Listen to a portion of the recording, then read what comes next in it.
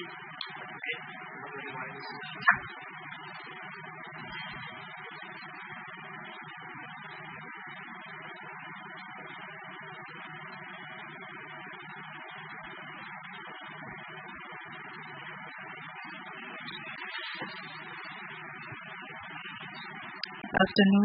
once again.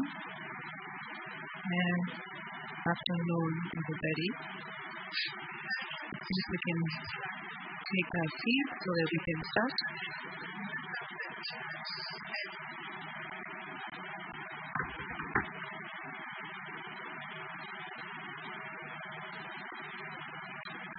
All right. I think we'll proceed with the program, and other delegates will join us as we proceed. And welcome back to the last session for today, or rather the afternoon session of the last one. We have two more formal program segments to go through today. The first one will be a presentation that will be given by the IDC on funding, options that they have available to support the sector. And the presentation will be provided by Ms. Mputa. All right. And then we will have the masterclass, which will be done by Mr. Simon Nokwela, who was the keynote speaker earlier. And he will be talking about unpacking the landscape for sales and distribution. So I think without further ado, let me call up Yusuf to come and join us on stage so that you can talk to us about funding. Thank you.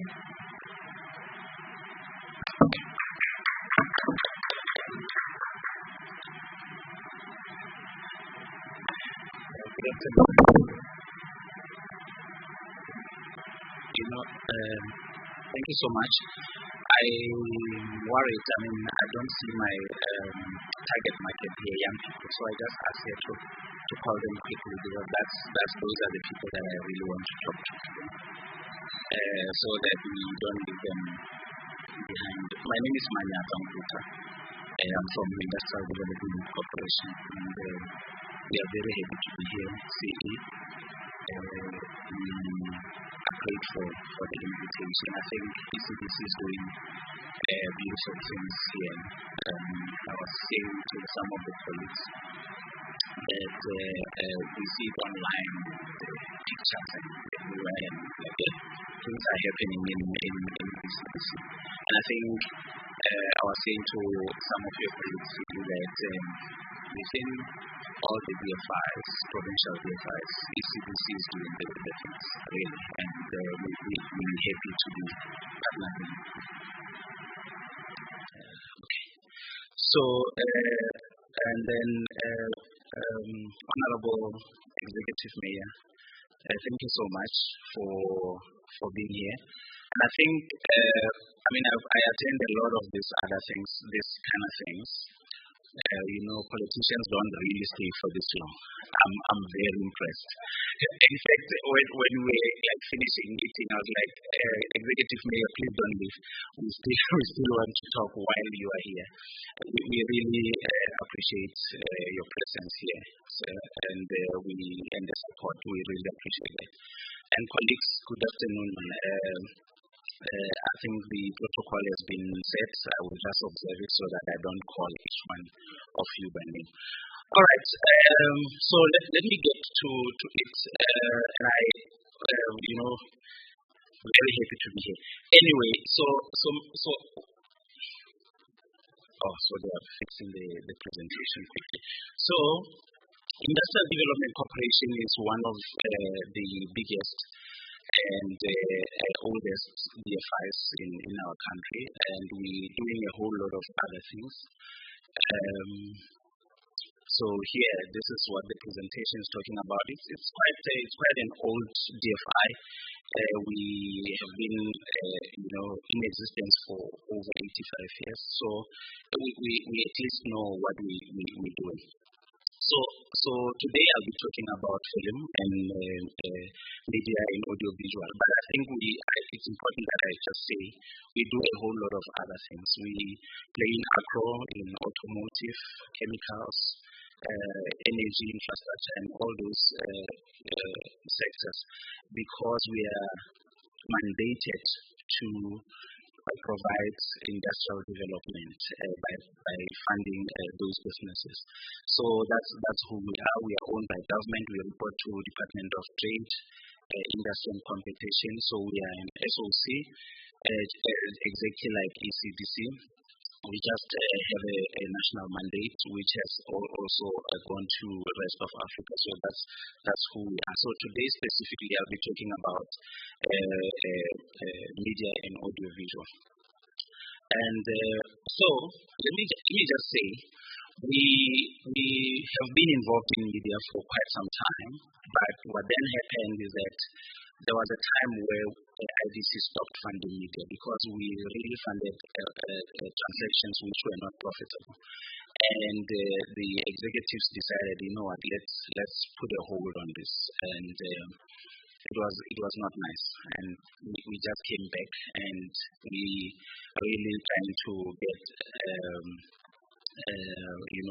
traction in the media space. So, and some of the things that I'll be talking about, we'll be talking to specifically that.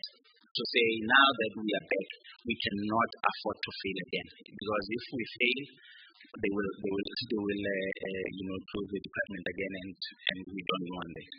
So, from this department, we do three things. We do content creation, we do production facilities, and post-production. So these are the things that can be funded through IDC funding.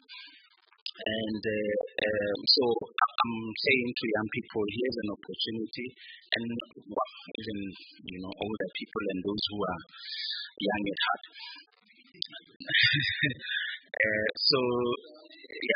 So this is how we do it. We provide interest-bearing loans. We also provide something that we call quasi-equity, which is something that is between a loan and an equity. It has features of both interest-bearing loan and equity. So it's a little bit patient in its nature.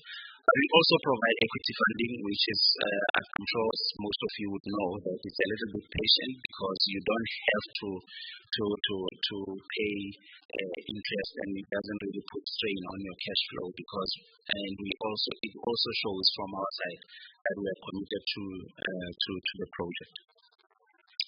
All right.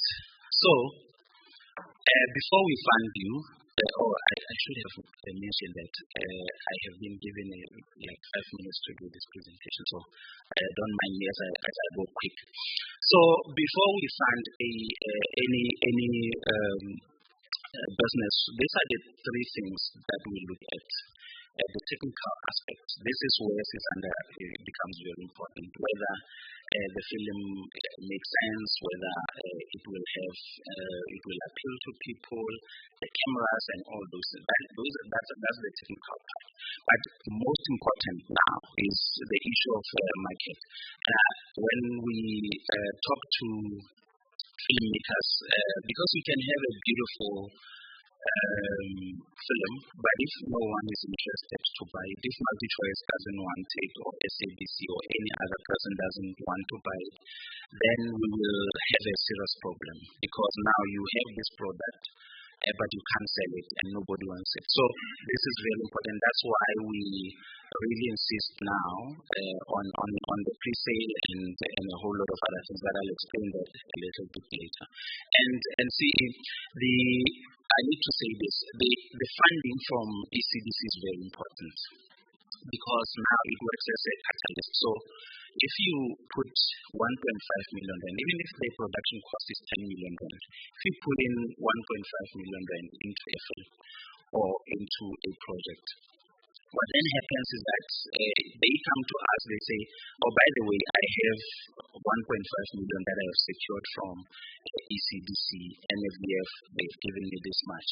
Then now, because we cannot fund the whole amount, we can fund up to 49% of the funding. So, because of that, we will want money to come from somewhere. That enabling seed capital that ECDC gives makes a whole lot of impact into how we look at transactions.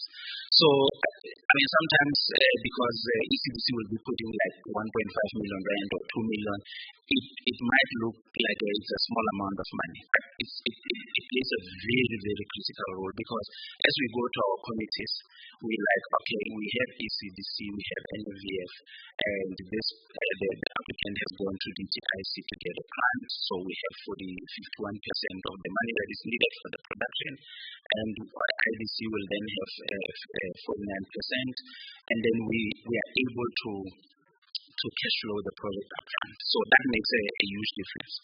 Anyway, I just needed to do that. So, and that talks to the financial structure now to say, how do we then do this and what do we think about this as the development corporation?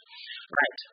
See now, my target market is not here. I'm very passionate about young people. So what we have done, we have just launched a youth in film at IDC. And this is quite interesting because we looked at IDC and as an industrial development corporation. So some of the sectors require a whole lot of money. And then we looked, what is it that we can do for young people to ensure that we get young people into jobs, into creative spaces and so on. So this is really our flagship. We launched it earlier this year. We had a master class last week. Young people came, and we really hoping that it will definitely yield. So within the IDC, we have a program called GROW-E. Youth scheme, which was launched a couple of years ago, but we still have a lot of money in that particular pot. And we said, what we're going to do is to try and target young people using this particular fund. And it has two pots, one for investment and one for non-financial support. Very important because sometimes we need to help young people with non-financial support. So for this one, this is the qualifying criteria. If you are 36 and younger, where is Kanye? Kanye, where are you? She was saying to me, what about people who have just 36 or 37 thereabouts? What must happen? So the good thing is that even if you are older, we are able to finance you. The only issue is that you will not necessarily get concessional funding or concessional interest rate. So we're trying to make it easier for young people. And then the other thing that is important is that for young people, we insist on pre-sale. The reason is simple. And I mean, we had this discussion with Susanna, and he has a very interesting, the one that we just saw, that program of young people where he takes them through the process and so on.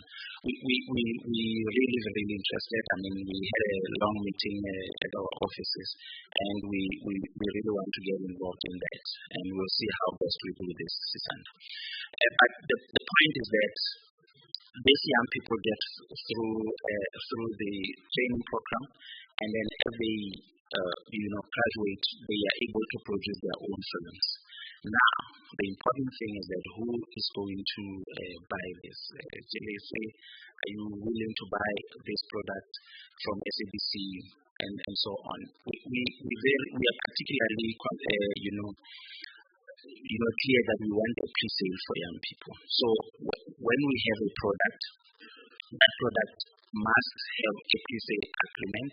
So in our structure that I was talking about earlier, ECBC would have put, let's say, 1.5 million rand. You have 500,000 from NVF, for example. Now, you have a pre-sale and, SABC says, well, we'll pay 3 million rand for this particular project. Within no time, you have about 5 million ready.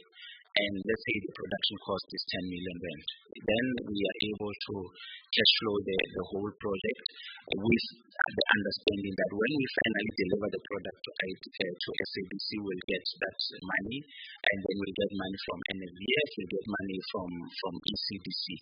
But the production would have happened, and it makes it much easier for that particular production to be profitable. So that's how we try to make it easy for young people to get involved, and we have partnered with SABC. We're talking to all other media houses to say, guys, please get involved. Let's see how we can do this. I mean, when we had our masterclass on last week, SABC was like, we're thinking of making space on our SABC Plus, for maybe have a pop-up channel there for young films which were produced by young people and so on. So it's really encouraging. I think the future is bright for film, and we're really happy that we are part of that bright future. So I wanted to put up this slide so that at least we can see some of the things that we have done, which are successful, where IDC has invested, and I think we are readily available. We are led by Mr. Bongani Mia, who is an executive for our department, and Mr. Kagiso Bapela, who is head of department. And then we are ready to receive your applications, both from young people and those who are young at heart. They are also welcome to apply. And then for young people, if you have a project already available, please email it to youthinfilm@idc.co.za. We are working on a link that on our website, where you click there, then you'll be able to apply and upload your documents. But as it is, we are open for business. If you have a ready production, a ready project, please do email us. Email it to youthinfilm@idc.co.za, and our website is idc.co.za. I hope I did not take too much of your time. Thank you so much.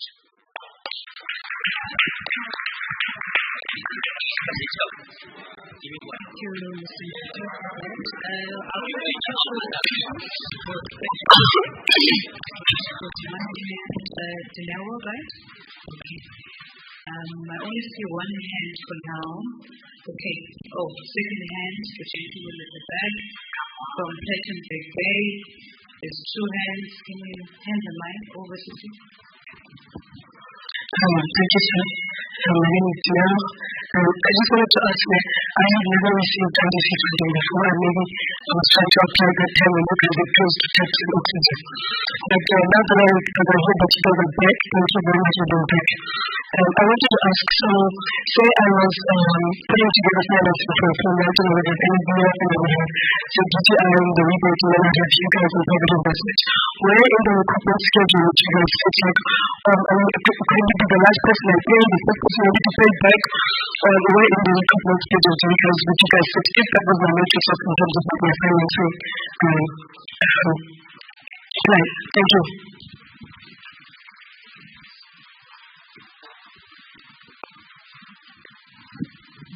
Thank you. Recently, speaking to clarify the cash flow that we are referred to, is it up to the 49%, which is your contribution? I think you related to other co-funding that has been committed, and I just wanted that clarity. Thank you.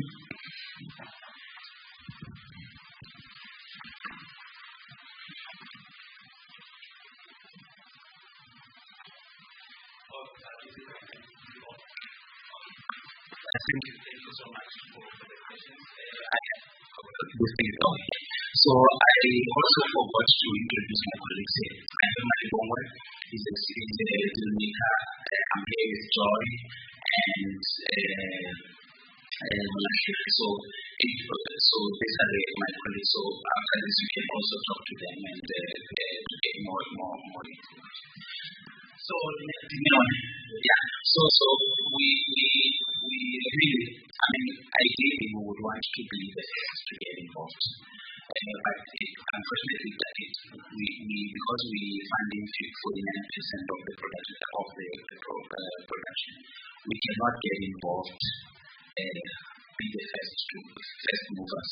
So we would, when you come to us, you would maybe have, your NMBF, maybe you would have gone to ECDC, and then you would come to us, maybe you also go to SABC, get a pre-sale agreement, and then when you come, you're like, okay, here's my pre-sale, here's my contribution from other, players, and then IBC plays pay. And I think that what we were discussing earlier on was that, remember, when you get a pre-sale, the money doesn't flow immediately.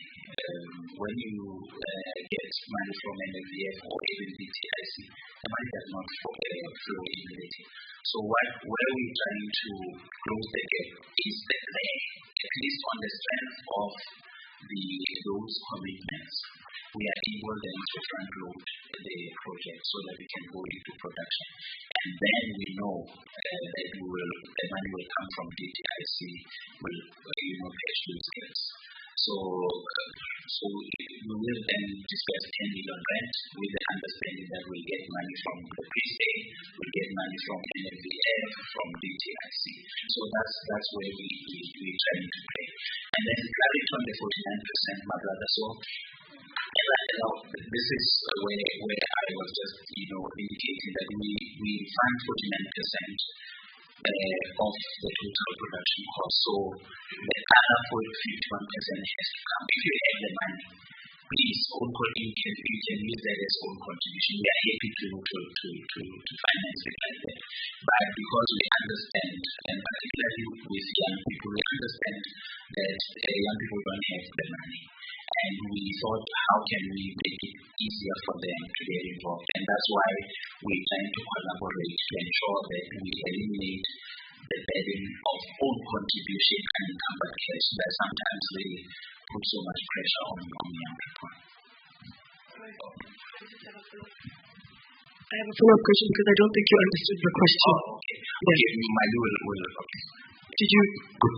Yeah, no, I've got a question. Good afternoon, all. Your question was on recruitment. Typically, how we will go, it is probably your sales commission that's going to go first, whatever the percentage is, typically between 15 and 5, somewhere there, that's what's going to go first. And after that, if there is an MG with the sales agent or distributor, then they will typically take that first because the revenues come to them first. And then whatever follows after that, we would like to already pursue with them. So recruit at the same time. We will typically negotiate what the percentages are going to look like on how that money will then be distributed. Thank you so much. Yeah. Much better. If you can rank first, we will take that. No, listen, we don't want you to rank first. You are our government. We want you to rank as last as possible because we've got things. We've got loans that the DTIC sometimes takes too long to cover, then we're in debt. So we want you guys to be patient. There's another hand at the top.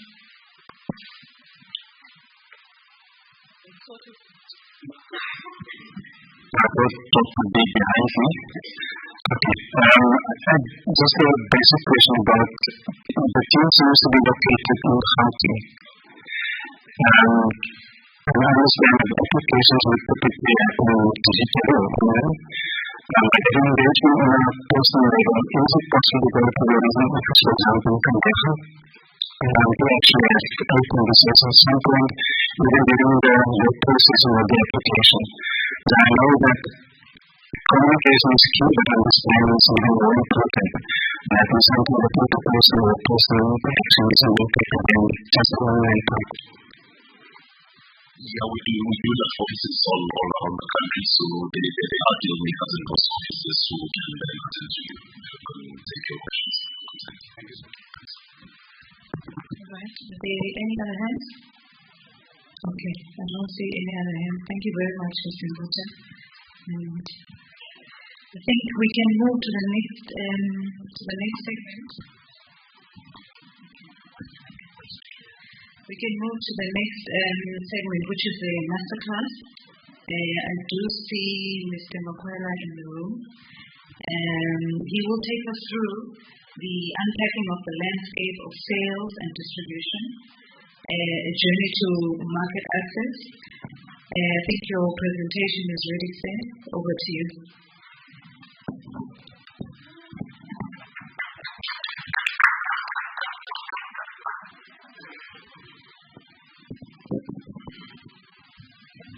I come back. All right. Hello again. For those that weren't here before, my name is Simon Makwela. I come from a company called Moeen Grace. Moeen Grace is based in Singapore. So typically what we do is management consulting, but we also a holding company for media, hospitality, and tech companies as well. So we've got a couple of companies and projects that we manage and assist, as well as doing work in the markets to assist small businesses to understand the landscape of business and operations and productivity and all of those big words. So the purpose of today's masterclass is a 2-hour masterclass. So now I need to do it in an hour and then I need to do it in 45 minutes. Okay. We're going to rush. So I do encourage you to take out your notebooks and pens and take down notes, and then we'll have a Q&A at the end. What this masterclass is designed for is to understand economics, more specifically economics, but also how to use economics as an advantage to speak to people like IBC, people like SABC, Multichoice, etc., and to get pre-sales out of your content before you finish the project, so that you know who you're speaking to and how to speak to them. So let's get to it. Yeah, it's baseline. So some of the brands that we've worked with, Unilever. This was like way past. There's a show called Perfect to Chef Show. Who remembers that? Okay, cool. So with Perfect Chef Show, we're speaking to a brand. We're speaking about products, and we're speaking about revenue. So the reason why I'm bringing this up now is that sometimes what you'll find is that you're not necessarily just trying to sell your products to a broadcaster. You're trying to sell your products to a brand as well. And that brand can give you a portion of your funding as a sponsorship or as a for your launch, for your marketing, etc., in partnerships that will help offset the cost of producing your content as well. So this comes through as either an advertiser-funded program that can go to any of the broadcasters that is supported fully by a brand sponsorship, or it can also go into something like a launch or marketing fees or sponsorship in terms of product placements within shows. You'll see on Uzalo, I think it is, they have these blank digital boards where they can actually digitally imprint a brand into them so that they can sell that airtime back to brands so they can make revenue back to afford paying for that airtime slot. Obviously, Modular, I worked with Carlton Tourism and did a commercial for them at GP Showcase. I think you've seen the one with Kenneth Nkosi and Rotterdam Asifemo. It was at the airport. I produced and directed that. We launched the Honda BRV in South Africa as one of our commercials in 2022. We did corporate videos for companies like Dimension Data. So these are just what we call a product market mix. So in the market, I am rushing, guys. So keep up with me.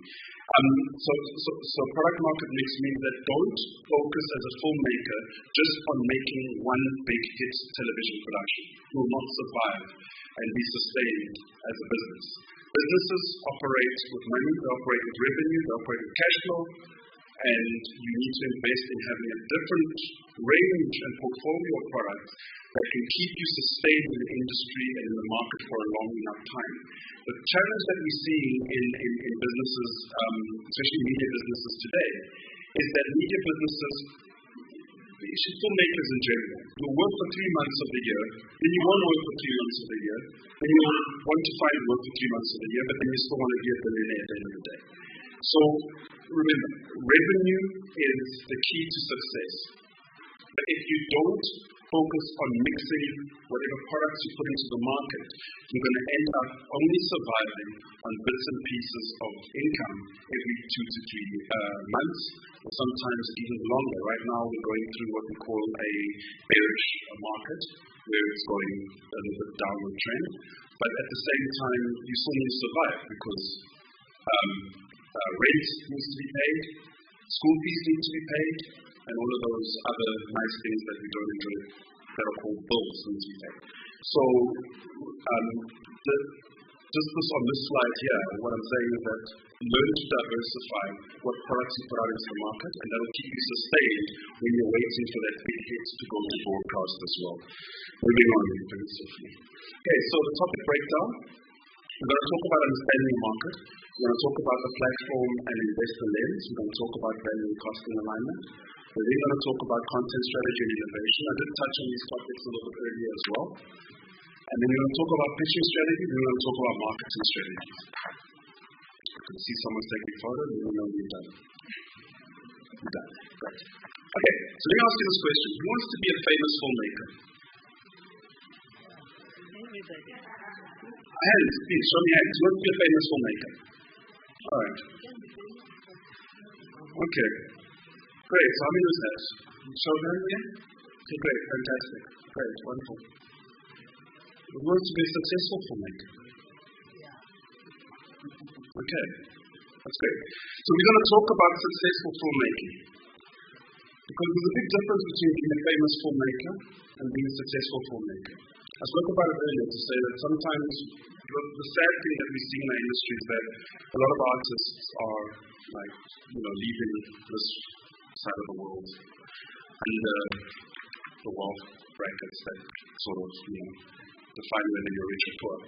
But we're spending millions and millions and millions of rands creating products that go into a market that you're not able to recuperate those funds so that you can pay back our dear friends here from the IDC, regardless of whether they want to be the last in and first out, first in and last out, or last in and last out, whatever it is.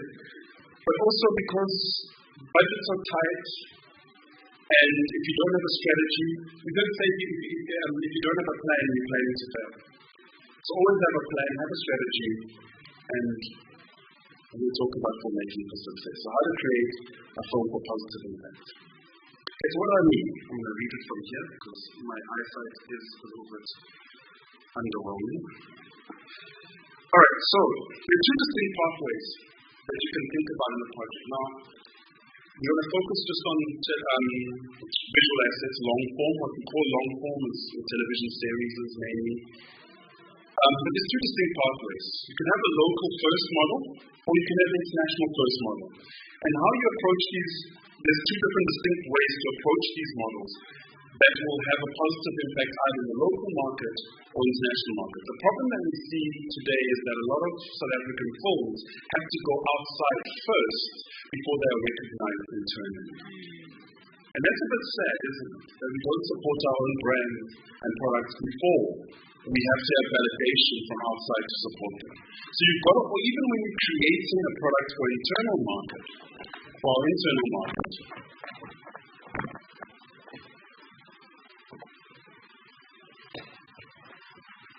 okay, wonderful. For our internal market, we have to have a global thought pattern around how you position that film or media asset. So that when you're talking to a population of people, and it comes back down to what my colleague from the IDC said, it was on his slide, I don't know if he expressed it, there's a size to every market. And that size is made up of a population, it's not just made up out of just this is the size of the market. I don't know. There are metrics that speak to that. There are numbers. There are indexes. There are a whole bunch of studies that have been done to determine the size of each and every market. And that information is available if you go and research it as well. So what are we talking about here? I'm talking about if you're going for the local first strategy, you need to build an authentically local look and feel, and then translate that into global. Right? So what does that mean? Think about cultural authenticity first. So we're sitting in the Eastern Cape. I'll get into this a little bit more detail in later slides. We're sitting in the Eastern Cape, one of the most culturally authentic places in South Africa when it comes to Xhosa culture.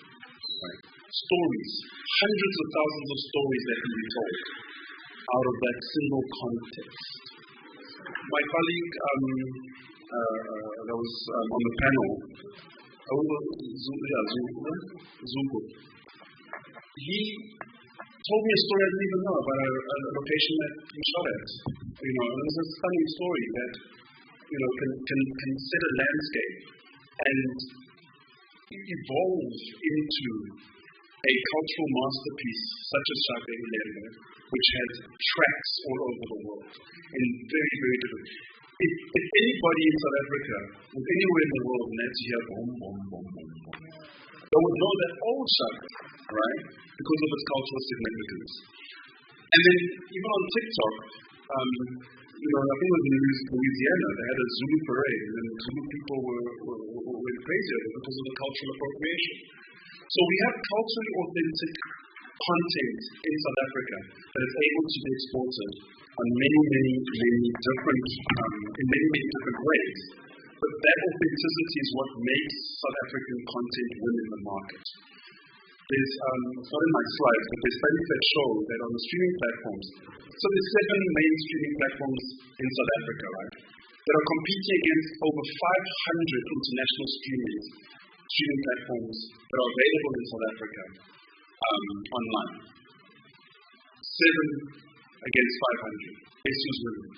The 7. More South African audiences are watching those 7 platforms than there are any of the 500. Even Netflix is losing at this point. And that's just a game of costs and economics. So what do you do if you want to do the then you have to look at festival circuits as well and pathways. This was what comes back down to the ability to appeal to an international audience to draw attention back home. And we'll get to that with some of the films that we use as a case study in this. But you have to think about a festival approach. That's going to speed up a little bit. And then you've got to look at prestige-driven distribution. Prestige is the quality that you produce your film at, or your media asset at. The quality has to speak to an international audience as well.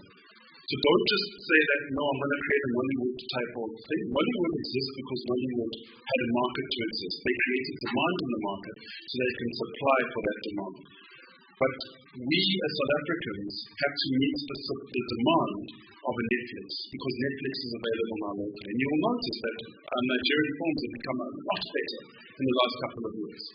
Right? They're competing on a global scale now. They compete with Bollywood films. They're competing with South African films, and they're competing with Hollywood films. And I'll argue that they are making as much return on streaming platforms as the South African films or the Hollywood films are making because of their authenticity. It comes back down to that. And then you have to think about an extended revenue pipeline. This just comes down to economies of scale. So we have a population of 63 million people in South Africa. Who's bold enough to say that they want to make a film for every audience? Like for everybody's going to watch their film. Do they have an idea? Let's see a show of hands. Who's got an idea? Everyone's going to watch a film. It's going to interest everybody.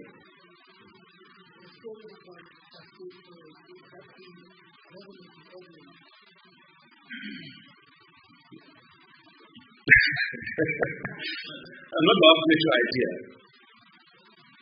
But I'm going to, and I apologize if I do offend anybody. When you start talking about marketing, you start talking about demographics and segmentation can be offensive. I don't mean to offend anybody. I just want to be point blank on the fact you're lying to yourself. You're absolutely lying to yourself. You think that everybody has one idea can speak to everyone. And that's when we get into segmentation, marketing, and positioning. And we're going to learn about how to do segmentation, marketing, and positioning simply because you need to know how to segment your market for a specific demographic. If I ask you what washing powder you use, some people like Omo, some people like Surf, some people like, what's that other one? And there's a reason why. Because sometimes you like a different fragrance, right? Right? Everyone here is dressed differently. Why? Because you like different types of clothes. If everybody liked that idea, everyone would be dressed the same, would be uniform. So understand that concept that you can never create a single product that is ubiquitous to everybody. Look, an entire population of 63 million people will not just buy your products, even in the supermarket. That's why you have different brands. If you go to Pick n Pay, you'll have a Pick n Pay brand tomato sauce, you'll have Heinz, and then you'll have All Gold. Then you'll have some other one that tastes like, vinegar mixed in food coloring. But the idea is that those exist specifically for different markets. And if you don't pay attention to those from an economic perspective, you're going to fail to segment your product so that you can speak to a specific market. Then you're going to fail to understand how much that market is worth and how to fill the gap in that market as well. All right, so let's look at the global narrative strategy, which is we're designing it for international platforms. Because that's the main key access point, international platforms. Nowhere in South Africa other than DSTV are you creating what they call native content for a global market. So if you go and watch your E-entertainment, I think there's only a few products on National Geographic. This guy also known as Simon, and he also runs around looking for snakes and things like that. But that's a South African product that's produced in Durban for National Geographic. I can't remember what it's called. Snakes in the City, that's what it's called. Snakes in the City. There was a show about a whole group of women called The Other Thing. That's a similar name to Snakes in the City, yeah. So Snakes in the City is the one with the guy there. But that's commissioned by an American company commissioned in South Africa, which goes back to the idea that we still have a service market within South Africa that is available.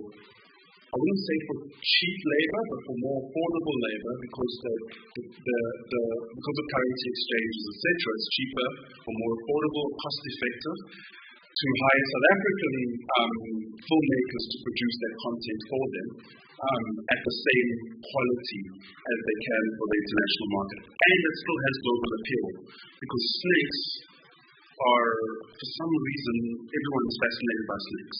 But a lot of people are afraid of them and spiders, so I don't know. People are weird. So we're going to talk about universal themes with local flavor. That's one of the key driving factors of the international first approach. And then you're going to talk about platform first commissioning. So this is where, if you want to go, let's talk about Love Never Lies. I think that was shot in. It was shot in Eastern Cape, in Knysna. Is it Knysna? Oh, is it not? Sorry, not that. But yeah, it's shot along the coastline in this area. So, I mean, it could easily have been shot in Eastern Cape. But the idea is that it's shot in South Africa. But it's shot for Netflix, who is now consuming South African content at the same quality as international content, but produced locally at a lesser cost. But they still have the same standards. So that's also something to pay attention to. And then you've got algorithm optimized content. So the word algorithm gets thrown around quite a lot. You understand an algorithm is? So it's a mathematical equation that follows trends and analyzes behavioral patterns so that it can serve you as an individual with what you like before you even know that you want it. It's basically a psychological tool that TikTok uses to present you with exactly the video that you want, exactly when you want it. So that's what hooks you, that's what keeps you there. So with Netflix, for instance, if you watch enough of the same type of content, it's going to bring up anti-open Netflix. It's going to be like, this is recommended for you. And you always see that as an algorithm. Why? Because it tracks your patterns and behaviors. This is what, whenever a website asks you for cookies and wants to give you a cookie, that cookie is going to allow them to be able to track your behavior along other websites so that they can present you with what you want to buy before you even know that you want to buy it. So with digital platforms, the ones that win the most, they understand an algorithm to the T. If I'm a person that likes to watch romantic comedies, it's going to give me romantic comedies. If I'm a person that likes to watch Skopskiet and Donner, it's going to give me Skopskiet and Donner. But at the end of the day, it's what you like as an individual consumer. Again, it comes down to segmentation, targeting, and positioning. But it's going to keep giving you that. So you've got to be able to appeal to that immediately. And I'm only going to spend a lot of time on this slide. I'm going to rush through the rest, I promise. And then obviously you've got immediate global reach based on that approach. You have to look at immediate global reach as well. All right, so here are our case studies. Now everyone, just show of hands. Everyone's seen Tsotsi, right? Yeah. All right, fantastic. Everyone's seen White Wedding? Yeah. That is yes for everybody. That's answering for everybody. Blood and Water? Yeah. All right, and then Shaka 11, obviously. So the key two are going to be Tsotsi and Blood and Water. But let me tell you a good story about that. So IDC, back in the day, when they were still funding. No, they're funding now. I mean, when you left and then came back. Maybe still. Tsotsi was financed a lot, like quite a large portion. I think it was around 48 million rand was the total budget. But a good portion of that was IDC money that came for that. And that is our Oscar-winning private employee right there. White Wedding was also funded by the IDC. Right? I'm not doing a 1% for IDC. I'm not sure about Blood and Water. I don't think they were too involved in that. But that's a Netflix project. And that went directly to Netflix, straight up. And then Shaka 11 is obviously a multi-choice fund. So, yeah, we need to do something. Tsotsi, co-funded. Private investor, IDC, right? Public. And I think NFA was involved at one point as well. White Wedding, private investor, putting 6 million rand for that movie. Right? I don't know what the budget is for Blood and Water. Shaka 11 is about 300 million for the whole series. Right? Tsotsi made all of its money back. International first. Actually, it was local first, international second, but to test the market. They found that the name Tsotsi does not work with international markets. So they changed it to hoodlum. Because the term hoodlum is a word in British English. White Wedding was funded by Ken Follett. For the 6 million for White Wedding. I think IDC came in on distribution. I think. I'm not sure. Don't correct me if I'm wrong. Not sure. Yeah. But definitely firm that made its money completely back, led full return on investment, right? 6 million rand made, I think, recruited all in the local market and then made it overseas and still made a profit on that. Blood and Water, fully funded by the Netflix, still on the platform, still recuperating itself back. But it's doing very, very well on the platform. Can't give you numbers, but it is doing well. Netflix likes to hold on to numbers. Shaka 11 is doing very, very well for multi-choice. I can't give you metrics either. But the idea is that it's now being translated and dubbed into other languages to appeal to other markets to recuperate that 200 million per hour. But all of these are absolutely brilliant films and brilliant television series. So you see the top 12 films, the bottom 2 series. All of them have made their money back because of these strategies. Something all similar to these. So So, understanding the market. I'm going to start rushing. So, what are the three keys that we use to quickly understand the market? This is top-line analysis. If someone brings me a project today, I'm going to look at these three steps first before I go even deeper than that. Pestle analysis, SWOT analysis, STP analysis. Who knows what a pestle is? So, okay. Who knows what a SWOT is? Great, fantastic. Who knows what an STP is? I just spoke about it now. You guys haven't been writing notes, huh? Segmentation, targeting, and positioning for STP. Okay, so let's look at the local strategy. Pestle analysis. Well, PESTLE stands for political, economic, social, technological, and legal. So you've got to look at all of these impacts, how they impact your script, how they impact your story, what is the story that you're telling, what are the barriers that lie in each one of those realms that are going to prevent you from telling the story like that. So with political, you've got to look at certain things like language, local content quotas. Now, Silibi from SABC was talking about quotas. This is one of the biggest things that you have to keep in mind when it comes to public broadcasting in South Africa. But it also affects network broadcasting in South Africa as well. We've got quotas that are mandated by ICASA that will limit what we call demand in the market because of those quotas. They have to meet those quotas. They report on them on a monthly basis to ensure that there's representation for local and space for local programming on their platforms. So that's one of the key components that are politically constrained the market.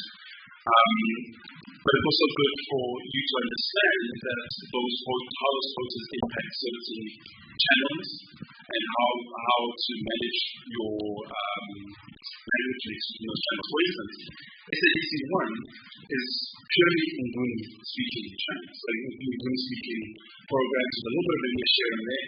But they I think about 65 to 75% Nguni languages. SABC 2 is your English, Afrikaans, and other minority languages as well. That's why Mobango used to sit on SABC 2. And Generations is on SABC 1. Also, that's a number. SABC 1 is the top performing channel in the country, with 22 million viewers a week on average. So that also speaks to population demographic when we talk about your social and also your STP side. So the economic, remember we've got a rand-based budget. Let's talk about exchange rates. How it's much more affordable for international companies to spend money this side. So you have an investor, and this is where I can touch on the 6 million rand investment that came in for White Wedding from Ken Follett. Because at that time, that 6 million rand was around 18 to 20 rand to the pound. And 6 million rand, and we can do the math backwards, was around about 200,000 pounds or so. 250,000 pounds, somewhere around about there. And then that translated into a rand value of 6 million, which gave the team taking some pictures a lot more funding, or enough funding for them to create that masterpiece of a rom-com. So social, authentic South African narrative is talked about already. Technology. So traditional theatre to broadcast to streaming. What we mean about that is that, these days it's a little bit hard to go straight to circular or, yes, they definitely need it. But the idea is that to go from your edit suite to theatre, then to broadcast, then to streaming. Like I said earlier, that the streaming part does not exist at that time. So the technological component will always evolve. Like I said before, we used to shoot on 35mm film. Now we're shooting on digital. Now you can go up to 8K, actually go up to 28K. But what sense does it make to shoot a film at 28K when we're releasing it at 4K? Everyone understands those KC resolution, the size of the screen. This is probably a 4K screen because it's so big. But then you get screens that are bigger than this, like IMAX for instance, and IMAX is an 8K screen. So the size of the screen, the quality of the screen, the character of the screen is based on the fidelity of the picture as well. But remember, there's a budgetary constraint to everything that you do, so always pay attention to the technological, because if you're going to go to traditional theatre, you might have to print on 35mm film if you want to release it in certain territories that don't have digital, what they call DCP projectors. So you've got to keep that in mind when you're building a strategy for how you want to go to market. You've got to keep that in mind. That am I going to go DCP? Am I going to go onto a physical delivery? I'm going to go into DVD and I'm going to go onto Blu-ray because those platforms still do exist, although they are now a little bit more defunct. But you got to think that at the beginning as well. And then legal. So what we talk about in legal mainly, location agreements, tenancy agreements, everything, is what we call a chain of title. And this is so important, and I noticed that we haven't spoken about this, but this is very, very important. I'm going to shut this into notes important for IDC as well. They need to have a chain of title. And a chain of title is understanding that each and every aspect of your digital asset has been signed off. You have paid everybody. You have signed agreements for everybody. Anybody that appears. I spoke about having one BCCSA complaint because we didn't get compensation to show someone's face and we showed it on television. And they wanted to cash in an award of 250,000 rand at that point. But the idea is to know that each and every aspect of a film needs to be covered. All your permits are covered. All of your location agreements have been paid for and signed off on. Even the rights to music are very important. But you have to have all the rights to the music that you use. Otherwise, what will happen is the moment that thing goes onto air, it's got a legal claim against it. Then you'll be paying more than what it'll be worth to just steer it in the beginning or change it out. So be very, very aware of that. There are very big legal implications if you get the chain of title wrong. And then environment. Obviously, we talk about ecosystems, and this comes back down to how do you, the logistics conversation that we had, where you decided to shoot in a certain area. Have you thought of a plan to get to that area, and what is the impact of shooting that ecosystem on the film? So we talk about this, quite interesting, that every single shot that you see on screen has a cost to it.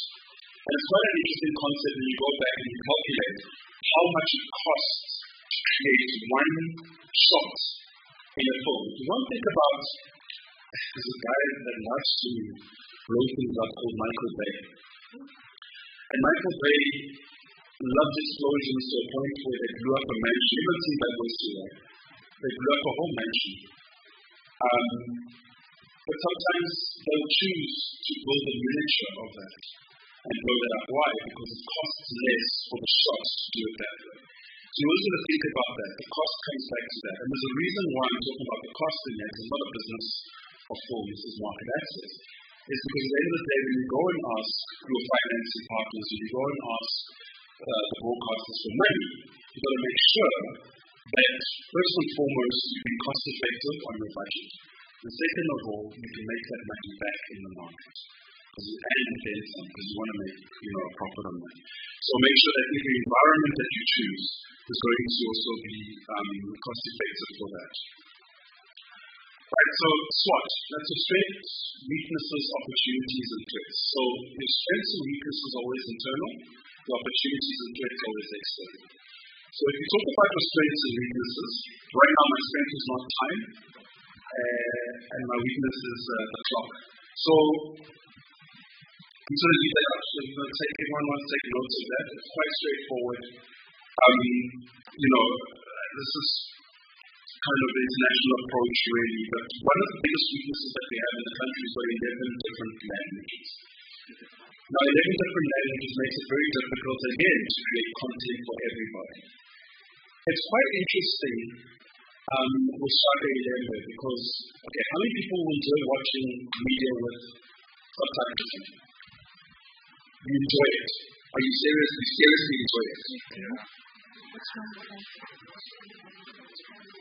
No, I said it's a Russian, I'm talking about like an English movie with subtitles on. Yeah. So imagine a person that can't understand English. The person that can't understand English trying to watch an English movie with subtitles on. Now, the problem with subtitles, you're focusing on the bottom third of the screen the whole time. You're not catching the action. So regardless of how expensive your shot is, the value of that shot is being diminished by the person not actually watching the shot but judging the spelling on the subtitles or the translations. This is why I think the CEO yesterday was saying that you feel like there's nothing we can do right because of the language, right? Because the Jew last night they were saying your colleague, sorry, CEO. But at the same time, that concept lies in everybody. How do you translate one language to another language without losing that authenticity, right? So you'll see at the end of if I get to the end, dubbing is always an option. So if you create content and if you can allow for budgets to become a little bit more available in South Africa, you can actually dub a single language into all 11 different languages plus sign language, and create market access for everybody. That wants to enjoy that. And this is why Shaka Ilembe did so well. Because, I said, they managed to dub it into many different European languages. And even though they speak in the most beautiful and fragrant Zulu on Shaka Ilembe, you must hear it in French, you must hear it in Spanish. It sounds like romance, literally. And that's the story of remaining authentic, but not having to struggle with that loss of value from just having people watching both the things. So think about that as well when you start developing your content. Alright, so also the threats, competing against local content, is always going to be that threat. Your idea is not unique. MultiChoice will tell you, SABC will tell you this. But if you're going to go to them and they're like, no, we've got something similar. But that's not if you acknowledge it as a threat, you can get around it. Like I said, when we were starting off Modular, I guess, I wasn't the mastermind there, but the mastermind had a good idea of how things work. And literally, Ratafella is Jerry Springer. It's Jerry Springer with a South African flavor. And he literally took Pastor Magamu and said, Pastor, I want you to care, because Ratafella means you care. And we're going to put you there so that people can go and have these stop nonsense next door debates. But it's literally Jerry Springer, if you watch it. There's 199 years. Jesus. You know how many times anyway, cease and desist letters exist. This is what happens when you go and take someone's concept and they feel threatened about it, they try to protect their market share. It doesn't mean you can't do it. Because that's what innovation is. Innovation is being able to take a product and make it better. Every product does it. That's why I can look at my iPhone, you can look at your Samsung, they look similar in one way or another. And you can look at an Oppo, it looks like a Samsung. That's just innovation in different forms. Doesn't mean that your project cannot exist in the same form against something else. You've just got to be very careful against there's copyright laws, so I'm not saying go and copy, but go and look at those laws and understand those laws so that you create an asset that looks like something else, know how much of it to change so that it becomes unique and it has what we call a unique proposition to it that you're able to then go and put it into the market without having claims against it. Alright, let's move on. I spoke about segmentation, targeting, and positioning. So with this one, the nice thing about Water was that it used universal themes.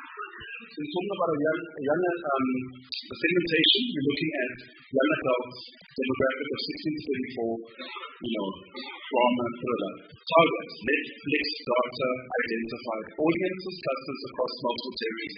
This data exists so well on streaming platforms. Why? Because of those cookies I told you about. Those cookies will drive the algorithm to understand this person likes this type of content. So we're creating this content for this size or this size or this size of a service pool. So we can service these customers on this platform because we understand how many there are. Now that is driven obviously by subscription, how much you pay for your subscriber fees. And that's how they pay for the content, by subscriber fees. So this feeds back into that algorithm to know how big their population and the target size is. And then you position yourself as a South African facing with global themes, right? Questions at the end. All right, cool. So, the market reality check. Local first, will have domestic success, but international visibility. This is why you have Knuckle City that traveled the world and got so many beautiful awards because it had international visibility. But also, the success locally was, mild. But at the same time, it was really good for it. It was done very, very well. And then algorithm for global narrative, algorithm optimization with cultural authenticity. We've spoken about that. One thing I want to stress at this point, before we get to this, as we get into the investor platform lens, is that I forgot all my points. Let me move on. I forgot my point. I'll move on. Alright. So when you're looking at, this is again more microeconomics, supply and demand. Right? So Michael Porter, he was one of the founders of McKinsey. McKinsey is one of the big 5 consulting firms in the world. So he came up with 5 forces that affect any economy. So here we talk about supplier power. So what does supplier power mean? Those are the sales agents and festival programmers that control access. So those are the people that are going to sit there, watch your film and say yes or no. Those are the suppliers that have power over that. Then you're still going to consider the buyer power, which are the international distributors that demand cultural familiarity. So this is why I say SABC 1 carries a mandate for Nguni language. They earlier spoke about how having a new market agent, which is threats of substitutes, impacted their bottom line in terms of viewership sales from their advertising and sales funding. So that's a real threat. But that also comes into knowing that you're going to have a threat from every other asset that sits in the market that can steal eyeballs. It's all a game of eyeballs. Steal eyeballs from your asset that you put in that same platform. Why should I choose to watch this over that? It's the same thing as when you go to a cinema and you want to decide whether you're going to watch Rocky 5 or 6, 7, whatever, or Fast and Furious 22. You know what I mean? You've got to be understanding of that mindset of your own when you go out and consume somebody else's product, and why did you choose this over that? And that's where you come back and you say, okay, so there's substitutes in the market for that. And then there's competitive rivalry as well, that speaks to substitutes as well. But you compete against established international content as well. So when you get to the cinema, or you go onto Mzansi Magic, or you go onto SABC 2 or 3, etc., but mainly the pay TV channels, there's going to be, if you're doing Real Housewives of Fosloras, there's going to be a Real Housewives of Orange County as well. So you're still competing against that. So that's why the quality thing is important. I'm going to jump forward now because I think I'm hammering this one today. So applying the five forces model against your content, but also looking at what exists in the market and why it exists in the market in terms of the streaming platforms available, also could help you develop your content better. So again, the contrast, I will share this slide with you guys because it's going to be long. Here's another important one. You've got to ask yourself Peter Drucker's 5 important questions. So those 5 important questions are usually what drive product development in the service industry as well as in product industry. as to what the market is looking for. It's very market focused in terms of that. So Peter Drucker wrote a book called The 5 Most Important Questions. The first question he asks is, what is your mission? So when you go to a distributor, you have to be able to tell that distributor what your mission is. I'm sure your funding partners will also ask you this. And then you must know that there's a cultural bridge versus the commercial acquisition versus a content filler. So you've got to know where that product is going to sit so that you know what the mission is. Are you creating a product that's specifically for that market, and then you can get to understand what that market needs to, what you need to do to fulfill that mission. So then you got to ask yourself next, who are your customers? Are they festival buyers? Is your customer the algorithm? Because the algorithm can be a person as well that understands the trends and knows what their customers are looking for as well. Or local audiences first. If you go to, there's buying power, what is it called? There's a lot of research companies in South Africa that will give you the, what's this thing called? They'll give you statistics on who's buying what. We used to use a measurement called LSM, which is the Living Standard Measurement. Now we've gone to SEM, which is the Social Economic Measurement. But those measurements actually have specifics on what people are spending in which tax bracket. And it can tell you how to tailor certain aspects of your content to speak to those individual people. So that's how you can know who your customer is as well. What do your customers value? Again, those standard measurements can tell you what the customers value. Are they looking for prestige? Are they looking for engagement? Are they looking for cultural authenticity?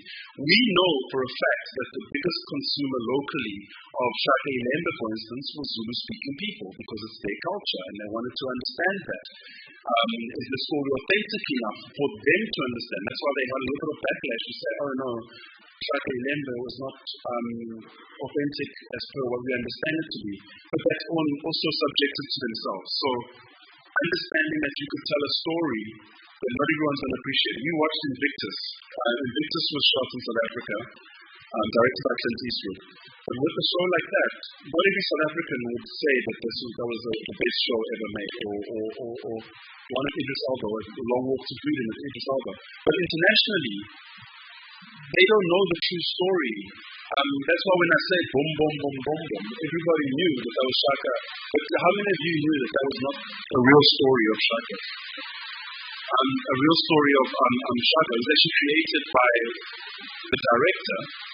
But is that rain or is that trolley? Is that rain? It's rain. That's crazy. It's rain.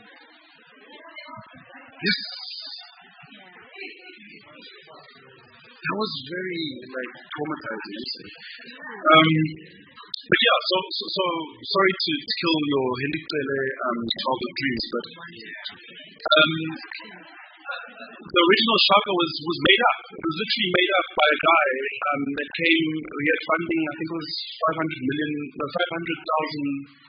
rand back then. Funding. I think it was somewhere around there to create this show called Shaka, and some of it was made up. Actually, a lot of it was made up. But even worse is if you go onto YouTube, you'll find the second part of that called Shaka and the Citadel. It exists. I just don't talk about it. So I don't know why I went into that trip, but anyway. So what do customers are? Yes, that way. Cultural authenticity. So cultural authenticity is a subjective authenticity, but it does speak to a culture of people. So you have to be able to speak to that cultural authenticity so that when you translate it into another culture, it still has those resonant value to it. And then what are the results you're looking for? So you're looking for awards. Again, you want to go for awards. Why? It's that prestige, the validation of that prestige. And then you've got to look for viewing hours. Now, viewing hours is quite interesting because, again, streaming platforms are so data-driven. They can tell when you push play, they can tell when you hit pause, they can also tell whether you finished it or not. How many of you have finished every single film that you've watched on Netflix? Like opened it, finished it, and then you're like, that was a great film. You've all got films that are still sitting there half-watched, right? All of those are feeding into the algorithms. They know. Now, this is why you don't have a Queen Solo season 2 yet. Because of, like, why did some people not finish? I'm not saying it was bad. I think Queen Solo was great. But you've got to think about the reason why they did not commission it for part 2. Another algorithm that could pick up whether you watch it is actually a DSTV box. They know when you turn it on, when you turn it off. It also play your data. TAMS, I think, used to do it for SABC. I could be wrong. TAMS used to have, so they used to do, the Broadcast Research Council used to have a sample group of like 100,000 people or whatever it was. And those people would constantly, they'd have a box on top of their TV that reports back to tell them whether what you're watching, how long you watched it for, was it interesting or was it not, and then feed back into the data that a public broadcaster would use to create content. Okay, cool. And what is your plan? Like I said, if you don't have a plan, you're planning to fail. Value and cost alignment. Again, okay, so I'm going to briefly touch on this. I said I'll share this slide. You have to know how much to budget for. Before you go back, and now you're going to start asking, an investor for money so that you can have your 51%, so that you can go to the IDC and get your 49%. All of those things matter when it comes to the budget. Because if you don't know that money exists in the market, you're not going to be able to make that money back. So, what does that mean? SABC, MultiChoice, ETV, and others. There's not many others, but for all those channels, every single slot on those channels has what we call a cost per minute. That's driven by advertising sales. So that cost per minute translates back into how much is the threshold that I can make this asset for to sit in that time slot. That also goes back to how many people are watching the channel in that time slot, so that the broadcaster knows how much to charge an advertiser that was to advertise in that time slot. So you are almost locked into that as a filmmaker to creating a series that meets that budget. Otherwise, if you overshoot that budget, you're not going to have money to produce that content. That's a very, very important thing to note. It also comes back down to, I hate this, I really, really hate this example, but I'm going to make it anyway. There was a film called State of Violence that was produced by Carlo Matabane back in 2014, I think it was. Carlo was a great filmmaker, back in the day. The film, I think, was produced for about 4 million rand, that film. It went to cinema, and it only made 57,000 rand back. Right. It wasn't a bad film. But it was also, this is what I was going to say earlier, if you don't have a marketing plan and a marketing strategy that is tied into your budget, how do people know to go and watch your film? So I think that's another thing that we might need to actually discuss and focus on marketing as part of the recruitment and filmmaking process. It's a Hollywood model. A Hollywood model means that if a film is made at 100 million rand, that film has to make 200 million rand back, or 200 million. $200 million, yes. $200 million. If they make it for $100 million, it has to make $200 million back in the market, and then they'll say it's a success. Otherwise, it's a box office flop. Right? That $100 million that they spent on that film is probably $50 million on creating the film and another $50 million on marketing the film before you see it. And that's the Hollywood model. In South Africa, we don't really do that. We spend 100% of our budget on films, we create them, we don't market them, people don't know about them until after. Next thing the thing is showing as a rerun with Anacondas on ETV before you know that the film exists. But that's also another shortfall that we have in our market that I really implore that we look at. Yes, key financial insight. This is the important slide. Your budget must align with your distribution strategy, not your creative ambitions. Like I said, it's going to be offensive, but That's probably the most important thing. When I think like a business person, I don't care about your feelings. I'm sorry. Tell me your story, because your story makes money. Does your story pay the people that worked on it? Does your story enable an economy to drive itself? California is bleeding right now because it's just too expensive to make films in Hollywood right now. There's a film incentive. I think we're getting somewhere with the DTIC, but there's a film incentive for filming in South Africa. They'll give you, I think, 20% to 22% of your money back. I'll check it. 25%? Yeah, it's somewhere there. My brain is electric. But yeah, so incentives are great for driving economies for shooting into film. So now Hollywood is moving into Canada, they're moving to the UK because of the incentives. They're shooting in Morocco. So many films have been shot in Cape Town Film Studios, they've even lost count. But the idea is that no one cares about your creative ambitions. This is the first question that I ask you. Do you want to be famous or do you want to be successful? All right. Right, so return on investment metrics. For local first, cost per territory acquired. Remember I spoke about a cost per minute? This is the same, cost per territory acquired. Every territory that you're distributed, if I'm a distributor, distributors work on different territories. There are some great distributors in South Africa, there are just very few distributors in South Africa. But the cost per territory means that South Africa's local market has a cap. You will only be able to gain 10 Rand in the market, and if that market can only give you 10 Rand, you can't shake it down for more. You might be able to shake it down for more, but you might have to spend more on marketing. You might have to shake it down for more, but you might have to spend more on merchandising. It's always a trade-off somewhere. So just always be aware of that. And then for the global narrative, it's cost per global viewing hour. So as I said, the algorithm will always test how many hours have you viewed, because they'll pay you back by the hour based upon how many hours were spent. Because I don't know how many of you can watch two things at once on one Netflix account. You know, like this eye is watching Blood and Water, this eye is watching White Wedding, and you're trying to make sure you understand it. It doesn't work. So they calculate like that. This is why Netflix stopped people from sharing their accounts amongst many people, and they started clamping down on that. I think DSTV is doing the same with the Showmax as well. SABC, cut off. Let's make money. Cut off that. Risk mitigation.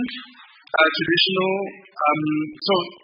market is always market uncertainty. Now, what market uncertainty means is sometimes the data does not exist so that you know that that data is reliable to make a decision.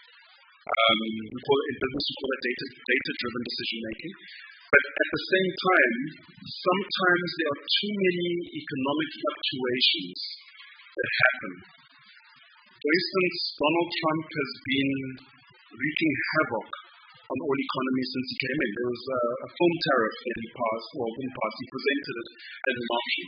And that's also what started rocking the world a bit. But then you must also think about the cost of a ticket.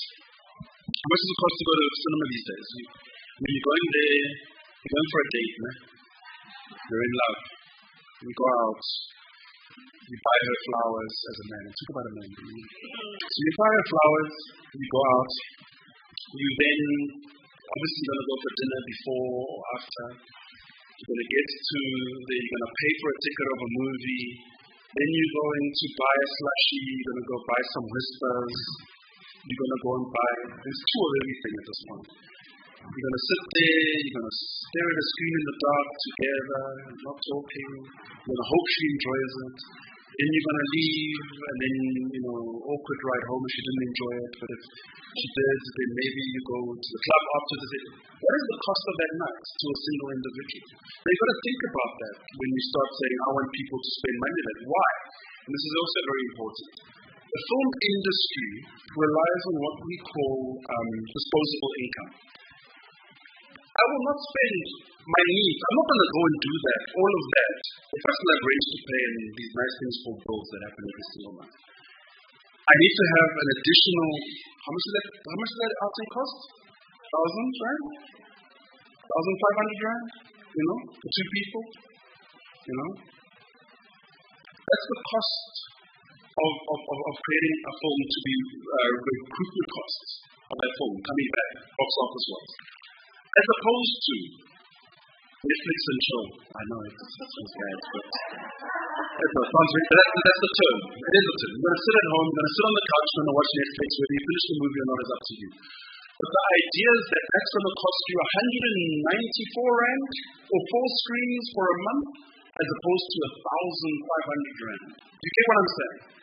So you've got to be cognizant of how much do I want my customer to spend on that outing to make it worth it. Because I don't want to have that awkward drive home after buying flowers and slushies and maybe a teddy bear here, whatever. Because half the time, who's paying for that? The dad. Right? But you've got to think about it. That's socioeconomics.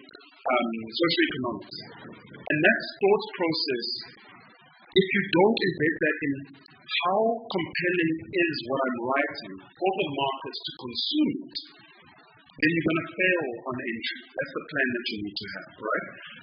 So, again, market uncertainties. If the Rand-dollar exchange happens, the cost of the ticket goes up. I think it's about 200 Rand to go watch a film for one seat in the cinema. So that's the recruitment cost of operating a cinema. If a cinema looks like this, there's something called the rent that the cinema pays. Their money model is putting bums in seats. That's their money model. So think about that as well. And then guaranteed fees is that, you have to negotiate again. The cost per minute, the CPM for a traditional broadcaster is usually set by the sales team way in advance, where a lot of the platforms are guaranteed only on this subscription cost. But let me ask you this question. How many of us have had a transaction go off on either Apple or Samsung Pay or whatever, where it says Netflix try to take money and fail? Now, at scale, how many people are not paying their Netflix fees on time every single month? Yes, they have mitigating factors, but you've got to keep that in mind as well. That you can't have a guaranteed fee unless they know how many people are going to buy that Netflix for that month. I don't know how I'm doing on time. I think I'm 5 minutes. Okay, I'm going to rush now. So content, strategy, and innovation. Let me cook. You know that means? Let him cook. Let him cook.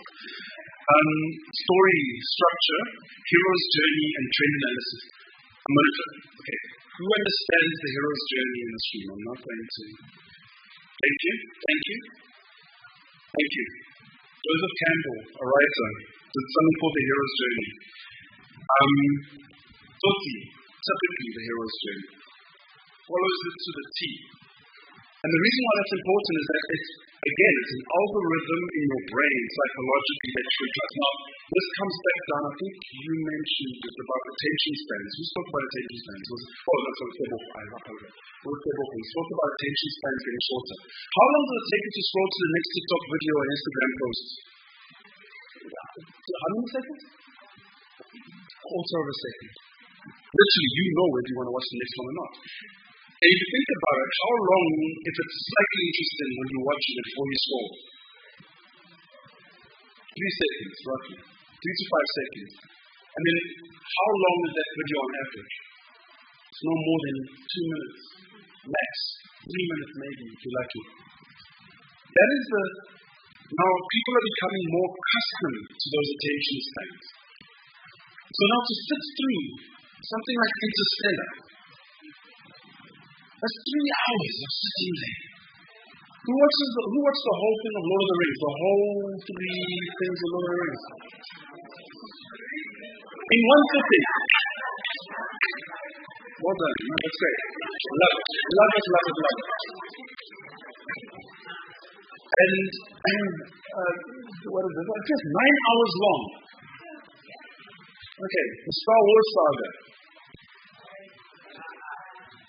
That's about 15 hours, 16 hours. Alright?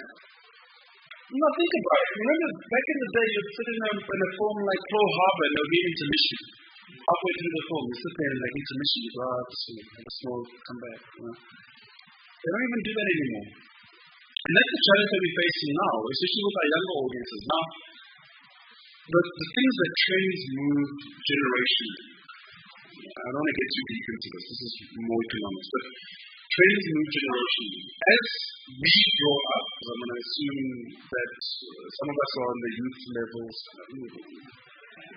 but as we grow, we carry our traits and trends with us. With the new generation coming in, I'm going to paint a very scary picture for you. How many parents in the room have kids that are below the age of 3 that are already obsessed with a cell phone? Okay, how many parents in the room? Okay, there's like 3 parents. Okay, cool. 5, 6. Okay, we say this. Kids below the age of 6, let me spread out here. It's below the age of 6. Because that's generation beta. They just come in now, this year I think it was generation beta. Those kids from the age of 2, they know how to use a cell phone. Because they understand how to click it and all of these things. Those kids are tech savvy. Those are the kind of kids that can hear you by yourself as an adult, talking to a speaker that's sitting somewhere in the house that answers back to you. You say, hey Siri, and then something speaks in the room, and it's like a ghost with it. Hey Alexa, hey Google, whatever. Those kids are growing up in that environment right now with self-driving cars and AI assistants that live in the cloud. That's the world that they're growing up in. We grew up with a telephone that was so plugged into a wall that if you wanted someone to call you, you'd have to camp by the phone and wait till a specific time. Dangerous as well, that people were on time back then. People had a schedule back then. Why? Television was on schedule. That's what linear television was. Now, television is on demand. So think about those trends shifting and shaping themselves. We always complain, maybe as older you get, people complain like, oh, the kids of today. Maybe your parents will say, oh, the kids of today when you were young. Same thing's happening now. So bear that in mind as well. If you're creating content for the next generation, you have to be very aware of what the trends are. I'm going to move very fast over this. So, and I know the shows that seem like other shows. I'm almost done, guys. I really am almost done. Toti will look very similar to a Brazilian movie called City of God. Poverty, Crime, and Redemption. Everyone seen City of God? Yes, beautiful movie. Blood and Water will look a little bit like Elite, same thing, school teams. Class, privilege, teen drama. White Wedding, a big fat wedding. Beautiful. Cultural comedy translation. And then Shaka Lembe, Vikings, The Crown. Cultural epics. Innovation opportunities with their content. You don't want to steal their profit. These will work in our markets. This United proved sci-fi films are viable. What Susanna showed us earlier, that was visually beautiful. It looked like Wakanda Forever. And, sci-fi, historical, prehistory comedy, pre-colonial history, translation era narratives. I know that there've been SABC's The Rain Queen. There was something about The Rain Queen that came up, the story of Queen Majaji. It's beautiful. But there's more stories to be told. Just do it properly. Contemporary tech entrepreneurship. There's many stories you can tell. Skinny Spool Socks is going to be making cars soon. It works. You guys know that? Skinny Spool is getting into cars. Okay. Look it up. It's innovating, from socks to cars. Supernatural. African mythology. I co-directed a film called Ilangaki on multitudes. I don't know if anyone's seen it. It was a beautiful supernatural film about witchcraft. But anyway, witchcraft with lightning and stuff. It did so well on multi-choice. The numbers were incredible. But it does work. Those supernatural African mythology meets modern world. It's Wakanda Forever as well, literally. Execution strategies, tell me your idea. Okay, let's quickly talk about order qualifiers and order winners. I'm going to go through this very, very quickly. What are order qualifiers? Order qualifiers are what you must have in order to qualify to exist in a market. These are non-negotiables. These are what puts you into the minimum standards so that you're able to access the market itself. So technical quality standards are minimum, cultural authenticity and flexible credibility, clear rights and ownership, that's the chain of title we spoke about, proven local audience engagement, and award potential and recognition. All the winners are what are your unique service propositions that are differentiators for you in the market, right? So unique cultural perspective, strong visual storytelling. That's Shakeel looks beautiful, does a lot. Thank you. Zeno Peterson did a great job. Strong visual storytelling. The universal themes within specific context. Established filmmakers and talent. That's why I could say Zeno because, that's Zeno's how he sees the world. Cultural export program support. So this is where I always appeal to the NFDF and the IDC to really support young filmmakers that want to get their film out there as part of their marketing plan. But they do that already. So just make sure that you get yourself into those programs once you created your film so you can go and sell your film overseas as well. And then this is authentic storytelling that has that international audiences haven't seen, right? So the same thing goes for international approach, but you have to have algorithm-friendly hooks, binge-worthy series. I said, like you want to feel like you want to watch the next episode. That's how you create hooks at the end. Come back next time on Love is War, whatever. I don't know. Creates that I want to see more, Okay, so make sure that you have that binge-worthiness that keeps people hooked. Who watched Game of Thrones? That was another thing that was very long. And then it failed at the end somehow. But that was binge-worthy. I mean, literally, I'll sit there for 10 hours, I'll be like watching it, and then I'm like, how long have I been here? And you love to hate. The most hated characters were in that movie, like Jeffrey. Jeffrey was like a hated character. But that's what kept you watching it, right? And then you also had this one, Breaking Bad, where Skylar White, you hated that woman. But you still came back and watched it because you love to hate. So,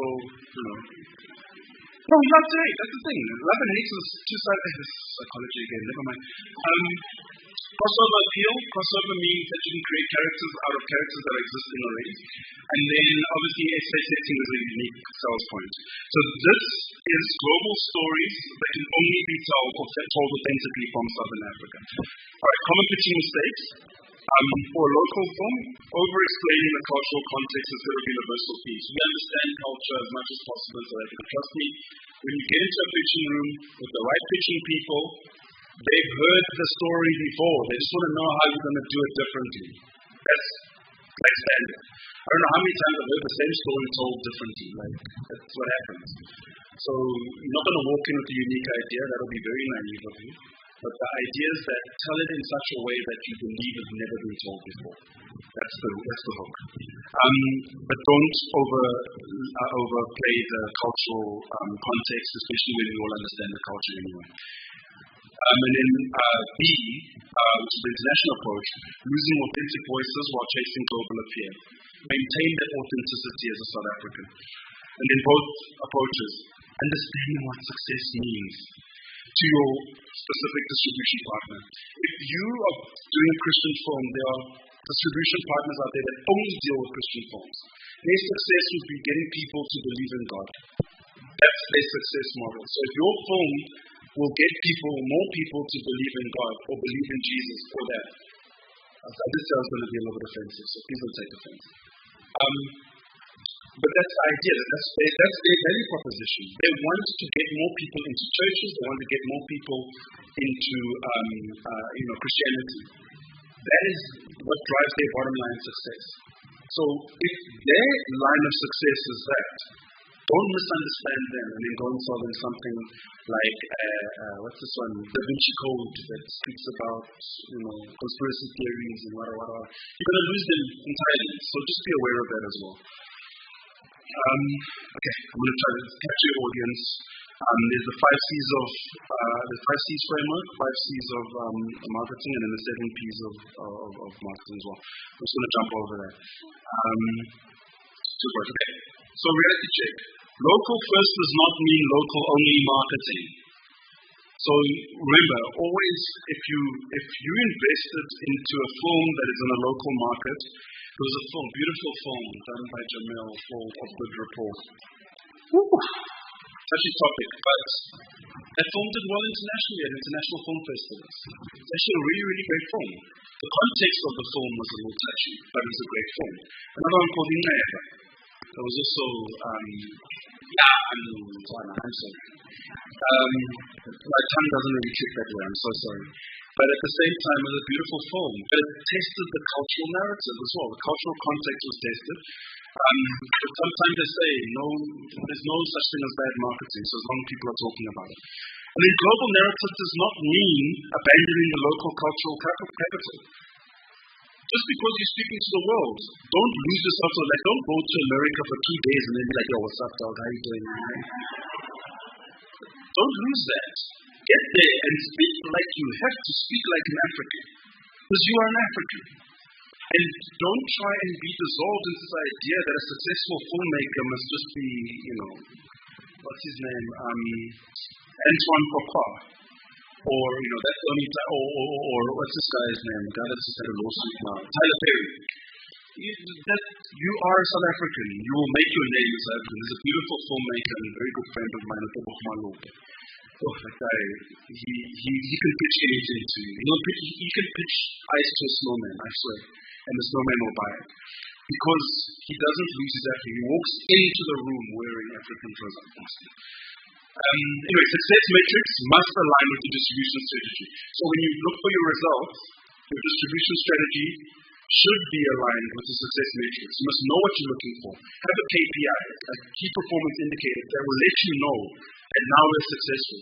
This also meets your return on investment. Because how are you going to know? I don't know what your debt service coverage ratio is. So I don't know. Do you have a debt service coverage ratio? What is it? Is it 2%?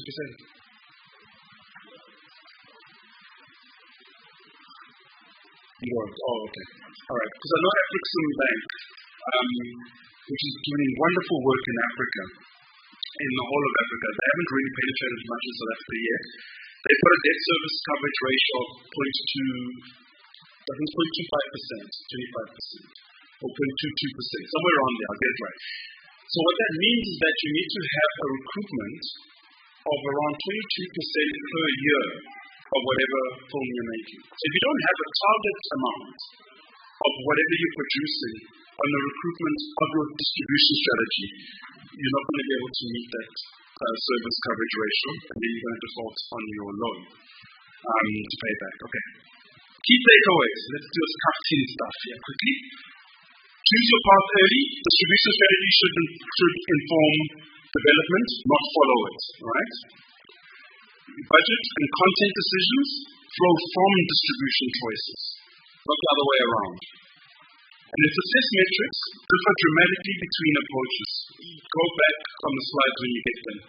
Go and look at what those order qualifiers and order winners are, and go and set up those success metrics so that you know what your results are when you look at your Peter Drucker's 5 questions, 5 most important questions. Both approaches can work. You can make a successful South African film by having a global approach. Sometimes it might not work in the global market, but it will definitely perform well locally. Right? There are films, beautiful films that are created. I know yesterday was one of them. I don't know if Susan is still here, but yesterday was one of them. There he is. Hi. Yesterday did very, very well locally. Right?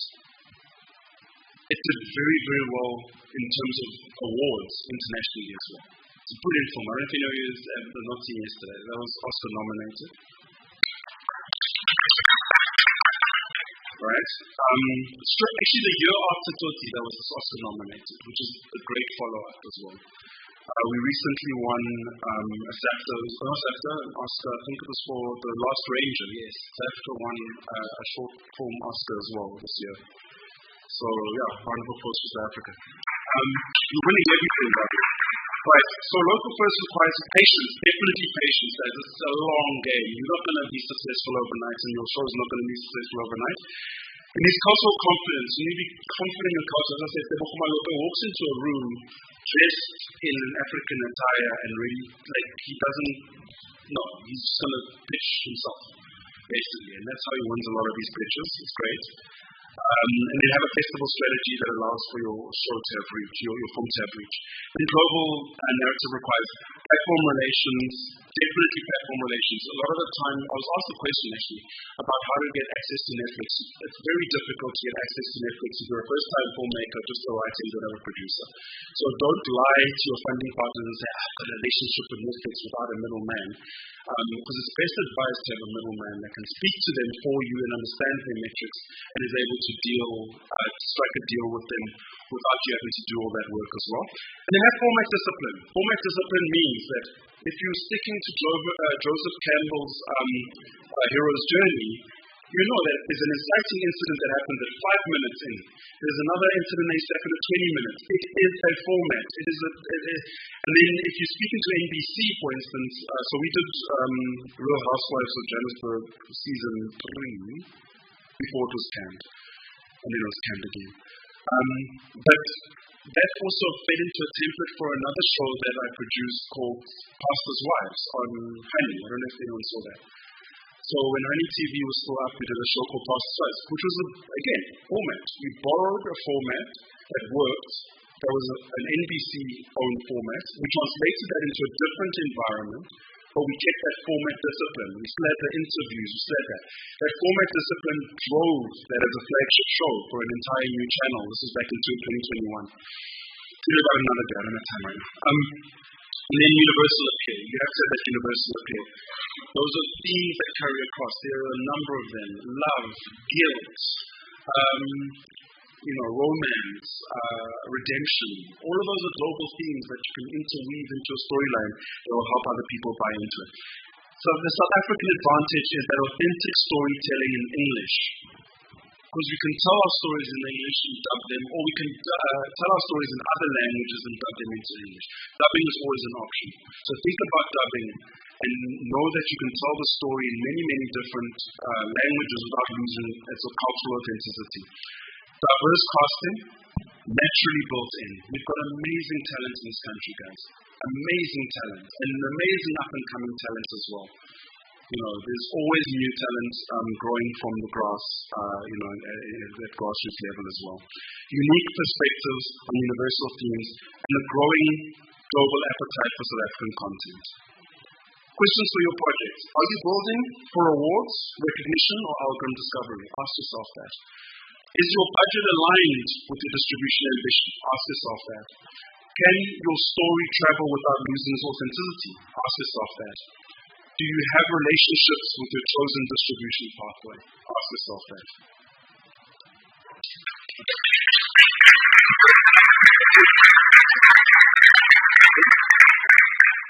Is it? I can take questions, yeah. Okay. Any questions? No questions? How? What's that? There's one question. There you go. Thank you. I don't feel left out. Number one question. Thank you very much. I think from a creative point, that just kills everything. It feels like it's just a follow plan. So where does the creative come in?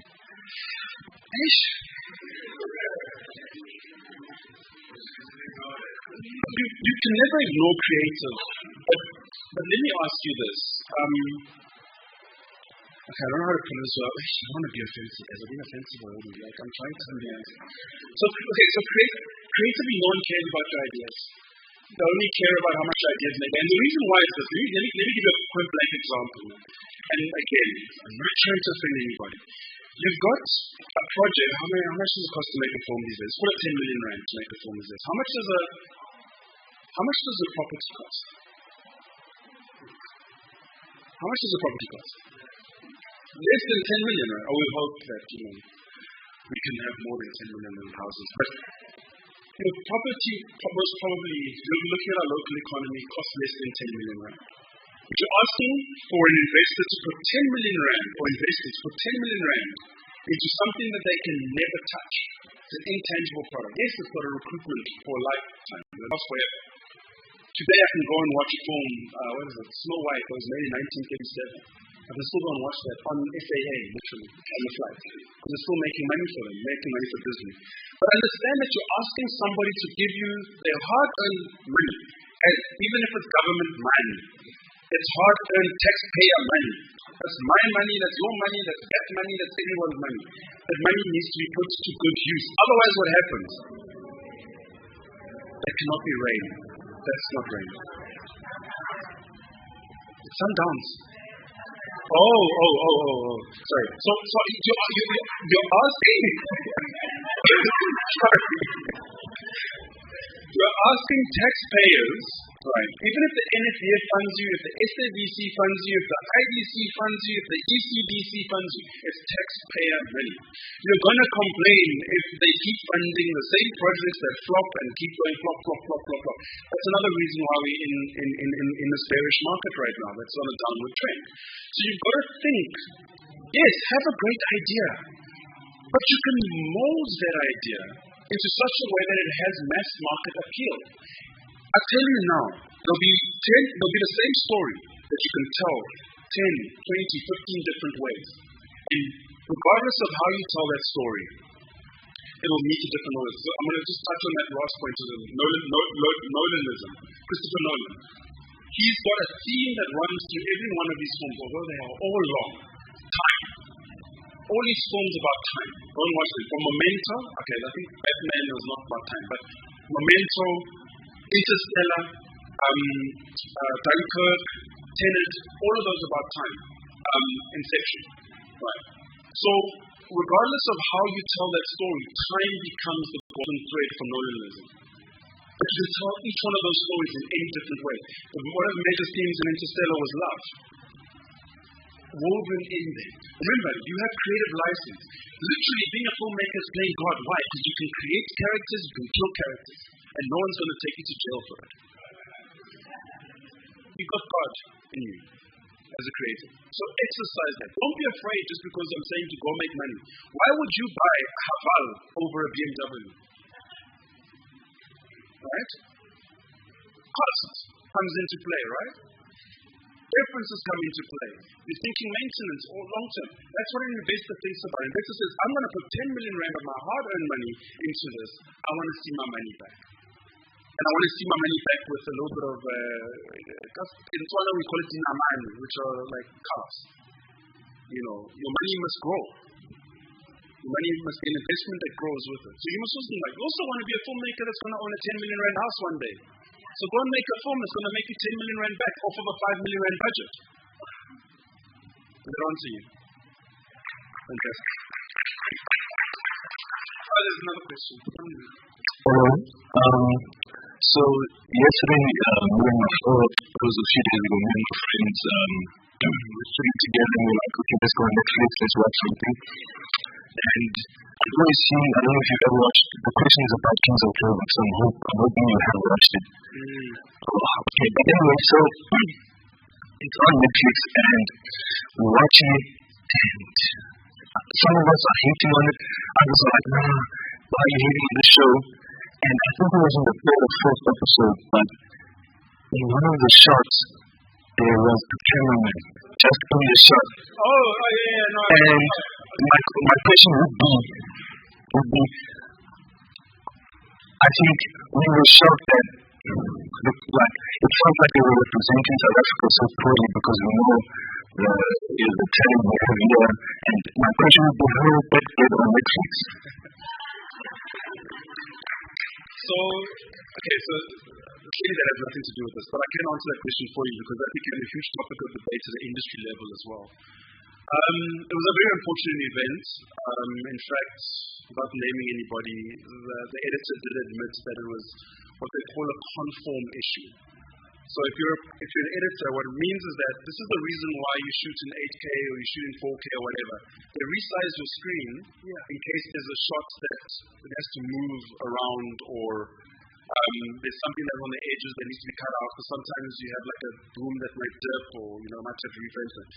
So what happens when they put it through that that piece of information on the edit went away, and then they didn't pick it up in quality control. So that was the error. But if you go and watch that episode now, it's been replaced already. That's how quick they were. The unfortunate part is that, again, the audience doesn't care about your feelings. The moment someone found that, it became free for all for clout. I wanted views. Oh, Kings of Joburg, yeah, bad. So it's unfortunate, but you've got to be, that's again, order qualifiers and order winners. You've got to meet those minimum standards and protect them at all costs, because that's what makes your quality minimum standards work. But yeah, it was an unfortunate event, and please go and watch Kings of Joburg. Here's a question. Okay. You mentioned the Afreximbank and the things they do on the continent. Yes. Talk to that new opportunity about Africa Continental Free Trade Area. Oh, yes. Apart from Afrexim, as a bank funding, but what that market moves, because we used to dream about going to sell in America and Europe. Now, what's the opportunity on the continent? Okay, great. So there's Africa Free Trade Agreement has unlocked generally trade across Africa.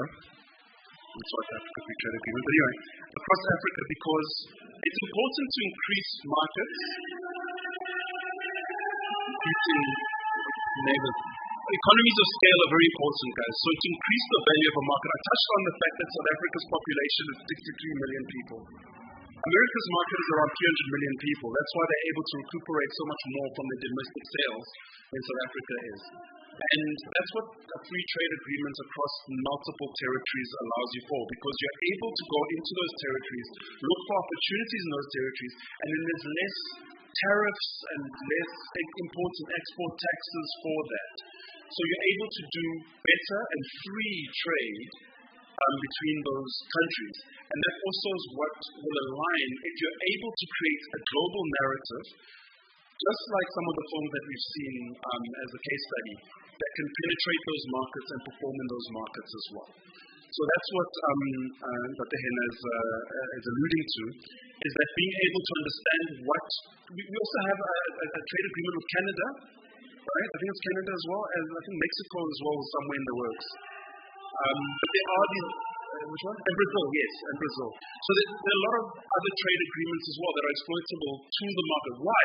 Because essentially you're creating a product for market consumption. And the product market fit can work for that. So I don't want to beat that up because I'm really getting, brutal stage. But yeah, we're moving on. So I think that's the last question. Thank you for that question. I think it's a very important question. I am available afterwards if anyone wants to talk to me. Thank you so much for being a great audience. I hope I didn't bore you.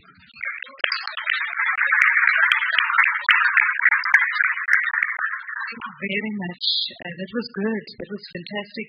Yeah, I think I allowed it to go over time because I was also so glued to the presentation. Simon is here tomorrow, again, if you would like to interact with him. But I think he did trigger a few topics that we can maybe explore next time and next year in depth. So tomorrow, I think this was a nice start for us. Tomorrow we're having a masterclass that talks about the business of film. So I think we can unpack that a bit more in that session. But now we've come towards the end of the formal program, and we are going into the screenings. We don't have much time. As we can hear, we are competing with the bash downstairs. So we have essentially about an hour of the screenings, which will start here. There's some tea outside because it's quite cold. So if you'd like to grab a cup of tea and perhaps come inside and then watch the screenings for the next hour or so, and then we'll close the program after that. Thanks.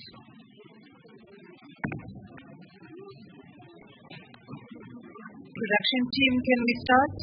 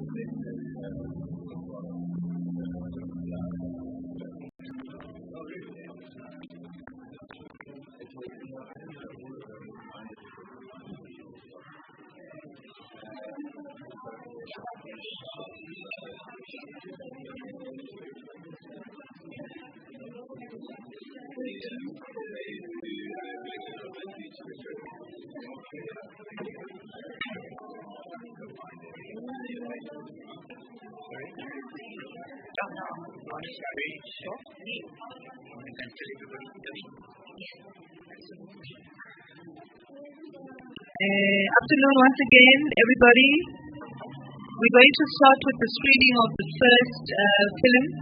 I believe it's a documentary called Olobeni. So the filmmaker is here. I just don't see him now. Is it you? Oh, it's the ladies. All right. Okay. Thank you. If there's any questions, the ladies will be on stage after the screening. Thank you. Enjoy.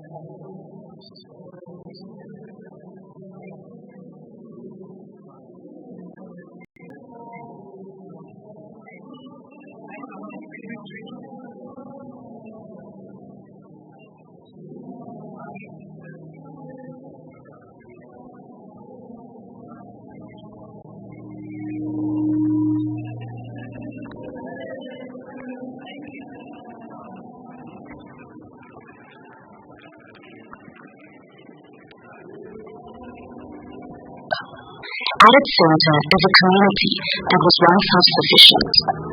Ramzi Seko recalls those days.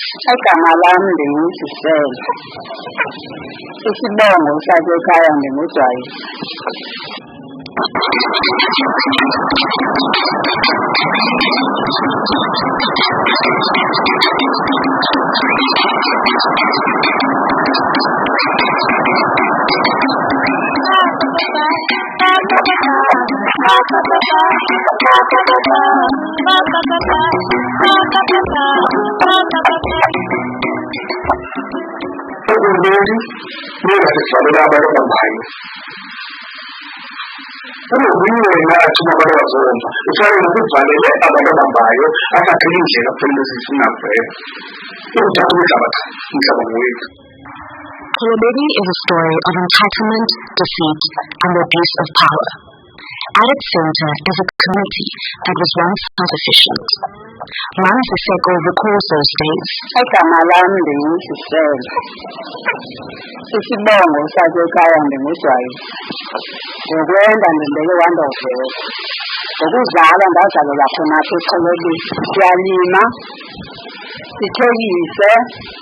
ukuze sikwazi ukuthi ngoba awuyo yikho into esiyithola sithola ngokubalima uthengisa into obuyilimile usho ukwazi ukuthi abantu abakho balalo besini imfuyo idla emadlelweni asendaweni akabikho ayeswakheleyo kodwa iyadla kona khona la ezindaweni zethu ake imani yona into bengingayifuni ke nawe kwakuyinto ngoba kaloku kule ndawo njengoba ndisithi neminyaka eyi-15 ndadela sekukhona abantu esebashonayo ndabangcwabelayo njengoba ngibuza umbuzo akawusabe uzomayina abantu sendibangcwabile bona bazakuthiwa.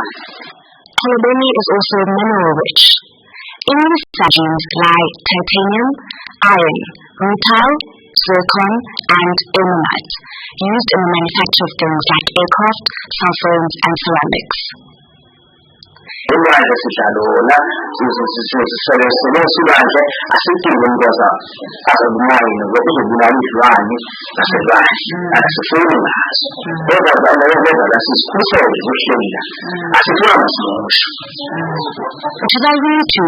these rare minerals were discovered. A subsidiary of an Australian company, Mineral Sand Resources, or MRC, applied for mining rights. These were granted by the Department of Minerals and Energy in 2008. The community was not consulted.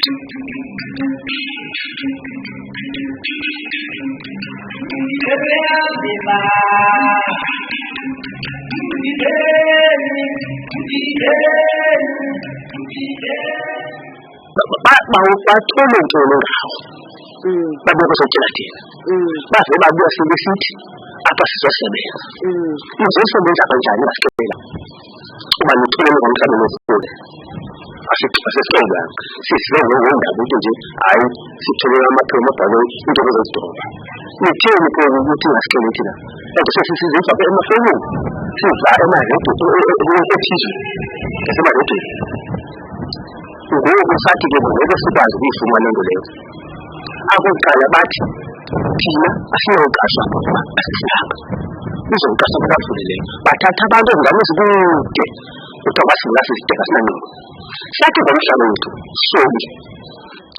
Community activist Sikosipi Hadebe, also known as Bazooka, from the Amadiba Crisis Committee and campaigned against mining in Kolobeni. In the meantime, the dunes will be mined. Over the next 20 years, MRC would extract 9 million tons of minerals from these dunes. The government called these development projects.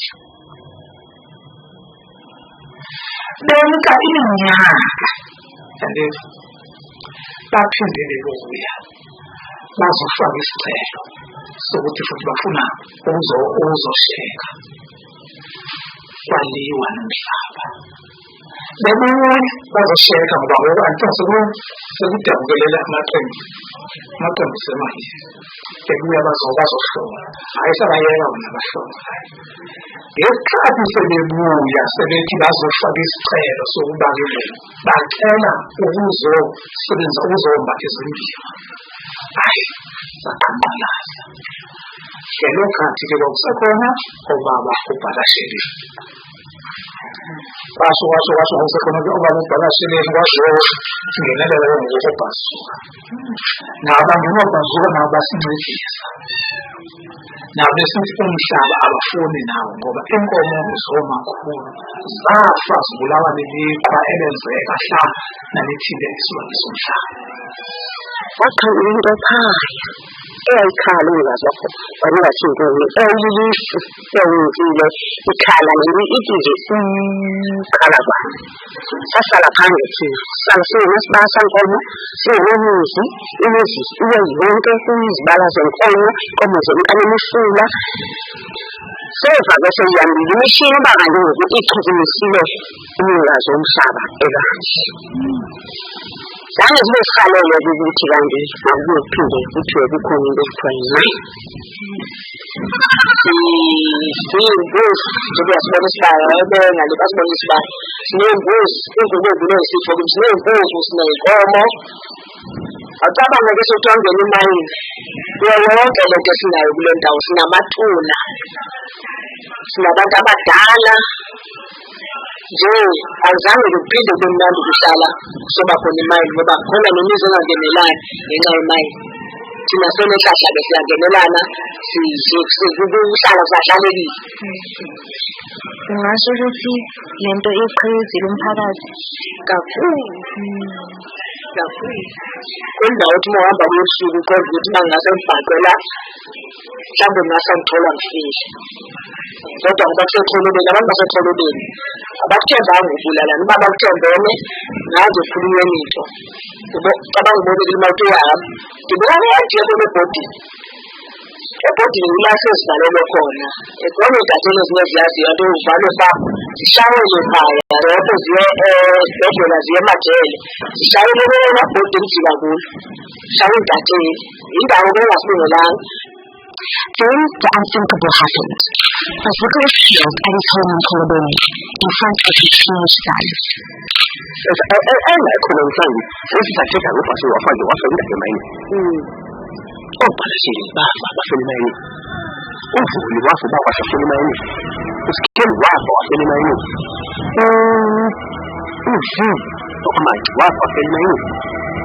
Kwana kanjalo ke lokutshilele esengekile wathi izabaqeda wonke imithini sicela amagatsha sizakho sithi bese amagatsha lokho kumele abantu besikhathi sokuthi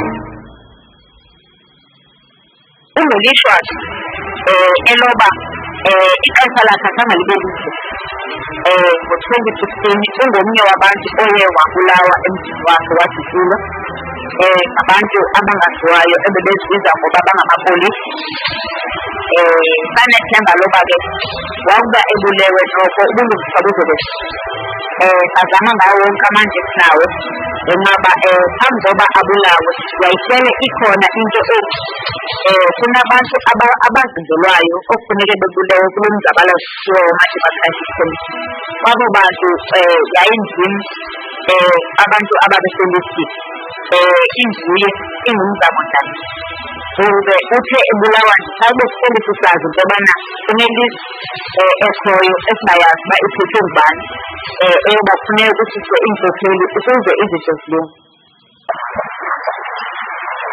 8 years since Bazooka's death, he has not been forgotten, and the struggle continues. Among those in favor of the mining is an organization called the Kolobeni Youth for Sustainable Development.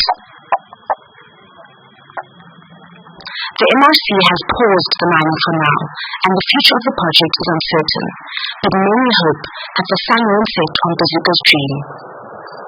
Otherwise, they might have to leave their ancestral land forever. Umhlaba yonke esazolo sithi siyafota ngabayena engasingasekho. Siyakhuleka vele sisayilinda imali ukuthi mayingangeni. Naleso sikhathi esekhona naye sasho ukuthi noma sothi alisekho inhlelo nyazo into yoba umhlaba ngowethu awunguwabanye abantu ngowethu njengoba ungowethu akekho umuntu ozofika lana athi uzofuna ukwenza into ningavumelananga naye. Although moderately successful in their fights against the MRC's plan to mine in Kolobeni, the community has evidently been affected by the fight. The community is divided, with some members in favor of the MRC mining and others against.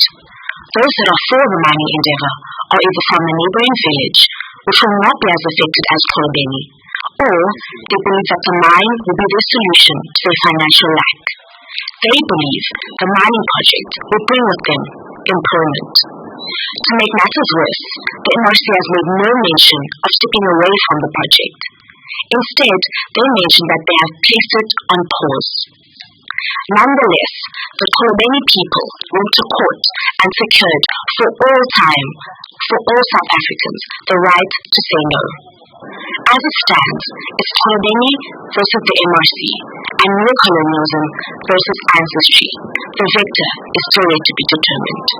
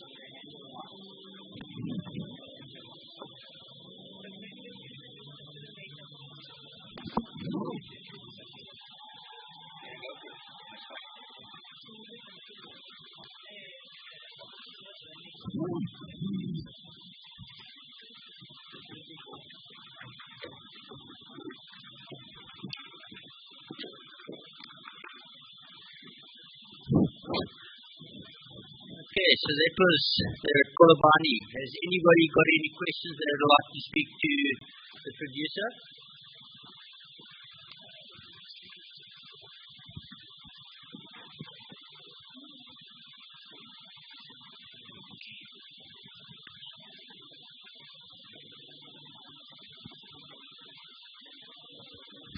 Producer front. That would be easier.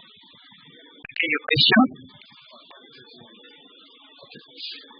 Mulweli.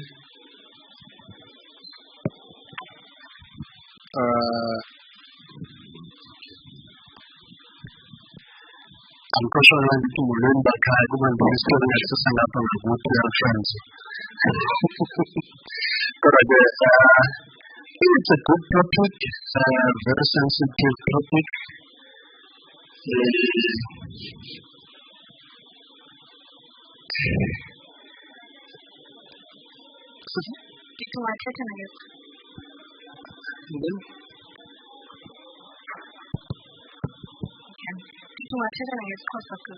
Don't worry, sister. It's a good topic and a very sensitive topic.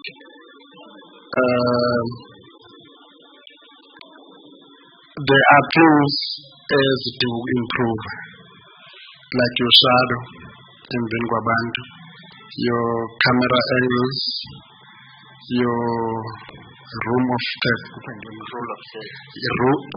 third, but the Taliban is close. The bona camera, there is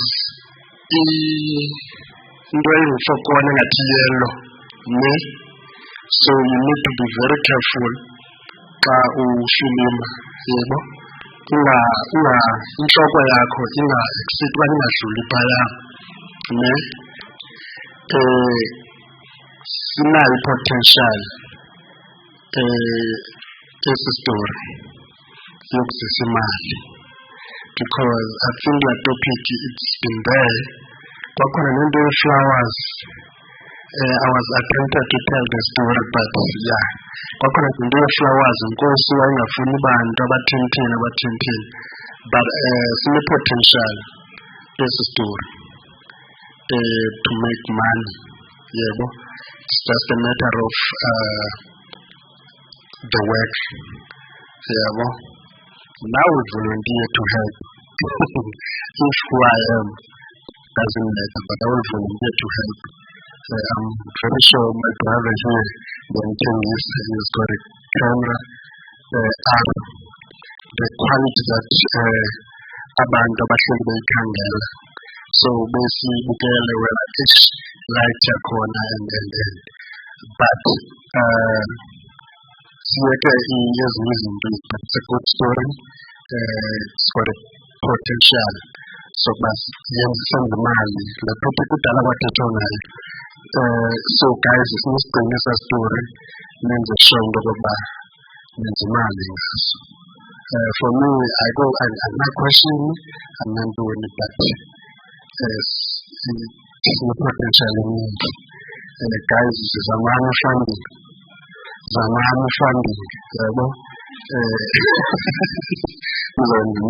Thank you.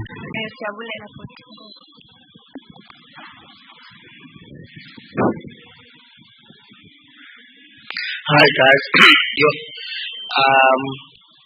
Actually it was your very intense production to do, and I'm just wondering, my question is that how safe was it to shoot this? I mean, there is a woman that says that the journalists have been kept and beaten up until they are hospitalized, and this lady is that's like the crew, and I'm like, hey, how long did it take, and the police with you, how did you manage the safety? Because that kind of content is really very, very, very, very sensitive. So the question is that how long did you take, and what did you do for safety measures for yourself? That's my two questions. Thank you. And it was a good work to even think of going there against all these things that is happening and be brave enough. But yeah, thanks so much, guys. Molweni, hello everyone. My name is Sibabalwe Bobi, and I was a camera operator in this production. So we went to Kolobeni as a big crew from the Rhodes University Journalism Department, and prior to going to Kolobeni, we spoke to Unonke, and she arranged tour guides for us, so people who would walk with us to these various communities so that we can engage with them and talk to them and learn more about the story. So we didn't really have anyone in terms of like police to look after us. We just trusted each other, and that was how we managed. Thank you. Also, just to add, she mentioned that we spoke to Unanke. So we had perspectives about the potential changes that come with going there. So there were places, for example, where we drove and they were like, we cannot drive on that road because if we are spotted with cameras, then we might be attacked. So we had to move strategically.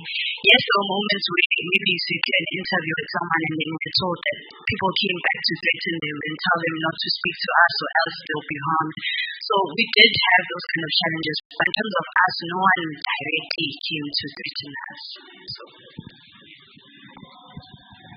Hi, I'm Zianda Kwana. To answer the question of how long it took, we went there on Friday, got there on Friday, and then Saturday afternoon. We got there Saturday afternoon, and we started shooting immediately, and we left on Sunday.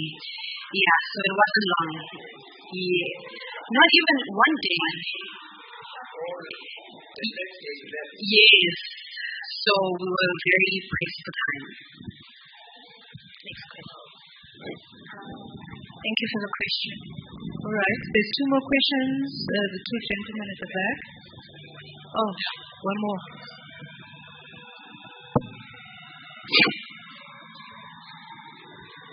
No, thank you guys, and I think one appreciates the thought process that has gone into this. Mine is quite simple. So the title says Xolobeni Singumhlaba Sidlomhlaba. If you go into the content of the conversations, it's about the contestation in regards to mining. Now I understand from the conversations afterwards about the time pressures that you had, how one would wish that in going back to improving the storyline, that you would go back and capture these elements that talk to Sidlomhlaba, so that the title itself ties up with the content. So shifting away from the mining issue, not necessarily to dislodge it and put it aside, but if I was watching and the title says Sidlomhlaba, I would want aspects of that being featured in the film. What are these things that people of Xolobeni would rather be doing and be engaging in, as opposed to allowing their land to be used for mining? So without getting into that whole conversation about whether to mine or not to mine, but for me, I took this to be more of a documentary, and therefore a documentary by its nature should be fact-based and using visuals. And I like the fact that you use ordinary people to tell their story without being edited, about how they view the whole thing of people wanting to come and use their land for mining. So that in itself was brilliantly done. To have all done all of that in such a short space of time means that time, resources, security-wise, being secured, you can go back and continue the conversation so that you can bring back a better quality product that talks to the title. So big ups on this challenge. Okay, thank you very much. Thank you. Are there any more questions? Two from the back. Yes, okay. Ladies and gents, hope everyone's good. My name is Matthew Prince. Outside voice. Excuse me? Yes. Oh, sorry. Much better. Evening, my name is Matthew Prince. Hope you guys are good. I just wanted to ask, what were some of the challenges you guys faced or difficulties on set and after in post-production? What do I say was a challenge? I think it's mostly the budget of the whole production thing. Of course, the organizing of the traveling to Xolobeni, because it was a long trip, extremely long trip. I think it was more of a smooth sailing process, the production. Kolobeni. We found our interviewers. We came to Kolobeni with a plan. No one was really confused on where to go. You understand? So I think that's just basically. I think it was just based on maybe the traveling, the meetings we held. We had a few fights, disagreements, but I think the most important thing is that we came as a team and we came with a plan and executed it perfectly, in my opinion. I'm biased, so I think we executed it perfectly. So I think. Okay, just to add on to what Uvu was saying, I think we had a lot of challenges. One of the challenges that we had is that we had a plan. So the story was we were meant to do a story about Basuka specifically, but when we got there, either people were too scared to talk about Basuka, or the younger ones didn't really know too much about Basuka. So we had to, on the field, change the game plan and find out, okay, what can we get and what can we do with what we get. So that was the first challenge. The second challenge was time, because I think we got lost. We kind of got lost. So instead of arriving in the morning, we arrived on Saturday, because we had a weekend to do it. We arrived on Saturday afternoon, and then we had to maximize and then wake up. I think we woke up at like 3, and then we had to walk because the car could not drive on some areas. So time was a big deal. We had to leave by 12 because we had to go back on campus. So time was the second thing. Then editing. I think editing as a big team is a very big challenge, because everyone has an idea of, okay, I think this would work better. So that was another challenge that we faced. So those were the 3 things that I can say, they were a big challenge for us. And time, because even editing, I think we had to do it in like 3 days. Because we started on Monday and the screening was supposed to be on like a Thursday. So we had 3 days to edit all of that. So yeah, those were our main challenges. I don't know if I missed anything else. Okay, thank you. There's one more question from the lady, and then we'll move to the next movie. Thank you. My name is Yolisa. It's not a question, it's a comment. My name is Yolisa, and I want to thank you guys for letting down that story. I've been involved in that story in many different levels. It's a very intimate story to me. I was part of the team that actually raised funds to develop the tourism project. And I'm talking about as far back as the early 2000s. And there's a case study that we actually did to look at how families were surviving from that tourism project and everything around it. CNN played a very good, so when I was a journalist, I brought that story into international media, so to use it as a way to advertise that tourism initiative. And CNN was adamant and very good in promoting that area. So when that project began to have problems, and the community was fighting amongst each other. So then I was involved in that as a journalist, trying to cover the story and give it some ears and some eyes. So that issue of Singumhlaba and Singumhlaba is literally what it is. It needs no explanation. If one understands apartheid economics, a lot of the mine workers were dragged from those communities. So it has been women that have looked after those communities. So for me, the fact that it's 3 ladies that actually were part of the project and were involved with Nomhle. Nomhle is unrelenting in funding for that project. Because in the province where the multiply effect is 1 to 7, and most of the people that feed are really women. So I just want to say thank you. Thank you for keeping that story alive. And that story has got an international appeal. So you guys need to think about what you do post this phase to take it forward. All right. Thank you very much, ladies and gentlemen. Can we give them a round of applause? So the next one will be Tokens of Our Time Machine, presented by Andre Hugo. After the screening, if you could join us on stage. Andre, are you here? Perfect. All right. Enjoy.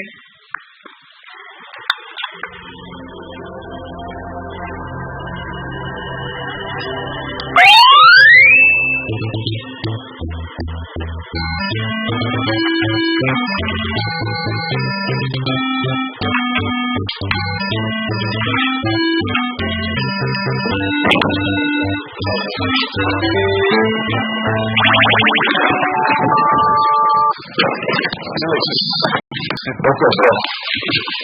maar, ons zoek voetbal visie guys, brother. That's what we are looking for. Ons trade day to day, ons doen meubels en antiques. Soos vir jou vlerke. Mense bel ons en sê, kyk hier, my male is oorlede. Hulle huis is vol goed. Hulle stel nie belang in Boya Lounge Suite van die 80s nie. En ons kom al in, ons maak 'n offer om die hele huis leeg te maak. Om daai burden basically van hulle af te kry. En dan maak ons die huis leeg en in die kaste vind ons die staf. Hey, wat sien ek hierso? Heb ek sien? Hierso sien ek iets. Heb ek sien? Dis het fijn. Al die hele box uit? Nee man, dis tussen die encyclopedia so. My bro, dis niks anders hier in Kellen. Wat ek love is die kwyt. Sure man. Boekie is wel? Wat was? Dis op die series in dit. Wat bid ek jou? 50 rand. As die serie in is, jy gee my 50 rand. Okay. Right. Hey, you know, 50 rand, man. Yo, dude, that's beautiful. Just check it like that. So my neef het soos 'n buitekamer gehad met sy eie badkamer en stuff. Want ek onthou, hy het soos sy eie PC in die kamer gehad. En as jy in daai kamer is, dan kan jy al die good stuff nou like experience. Hy het 'n PS1 gekry, kan ek onthou, like 'n nuwe een. Ek onthou, ons vir ure en ure gesit het om 'n beer te kry. Soos half, ek was so lus om te speel, ek weet nie wat hy gespeel het nie, maar my klein brein kon ek nie verstaan like, wat aangaan nie. Maar eventually, as hy gaan slaap het, dan was het soos free game, man. Want jy ingegaan en jy het gespeel, en dit was soos 11 vir die aand. Toe was dit jou tyd, want nou is hy moeg gespeel. Jy wacht vir jou beer, en dan is het soos, okay, finally, like, hy gaan nou slaap, like, nou sit. Ek dink dis waar hy raad gedraai het van, as ek groot is, ek klom games van my eie en ek gaan speel net wanneer ek wil. Ja.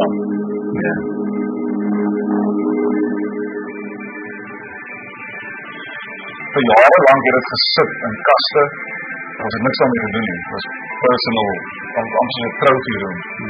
In my eetkamer, op die tyd het ons een sideboard gehad en ek het begin van die goed uitstal daar. En dan bring ek net die hele tyd, want as gevolg van die besigheid bring ons die hele tyd goed huis toe. So ek kom elke tweede, derde aand, ek kom al krag by die huis toe. Ek het my vrou later dan soos gesê, ons moet iets doen hier omtrent, want ons kry mense oor en alles wat ons sien is net Age of Empires en Sims en like, jy sal die goed moet skuif en toe sit like spaarkamer toe en sit ek na die little man cave en ja, toe gaan ek in my buitengarage in en toe raak die buitengarage bietjie te klein. Ja, ons is gebless om hierdie space te kry, hierdie space en die laaste, nou is ons hier, ja, dat is ons staan.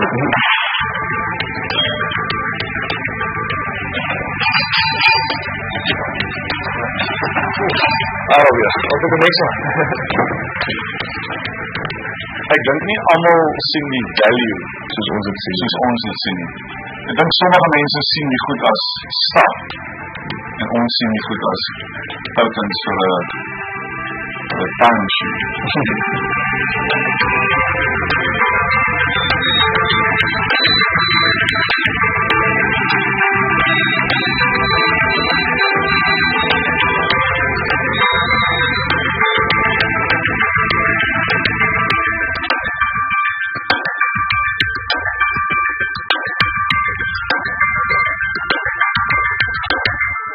Ek dink die uitpunt is 'n tipe museum.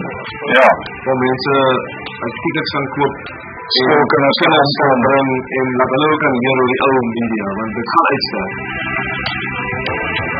Het sal nice wees om vandagse generasie 'n geleentheid te gee om soos op daai pinball te kan speel en om daai manual, hoe kan ek sê, analog tipe gaming te kan experience. En ek dink dis maar ons missie om dit alles te probeer preserve vir toekomstige generasies om te hê.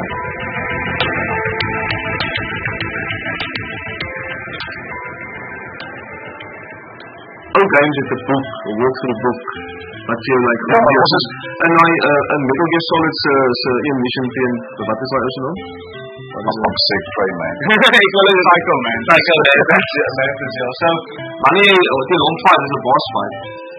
Niemand het vir jou gesê daai jare, like, haal jou PS1, like, jou player 1 controller uit, plak het by player 2 in, en dan kan hy nie jou mind read nie, en dan kan jy hom defeat.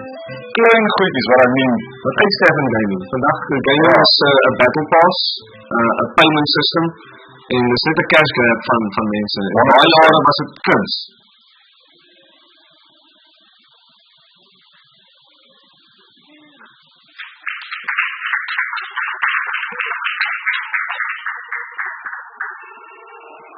Alright, can you join us here on stage?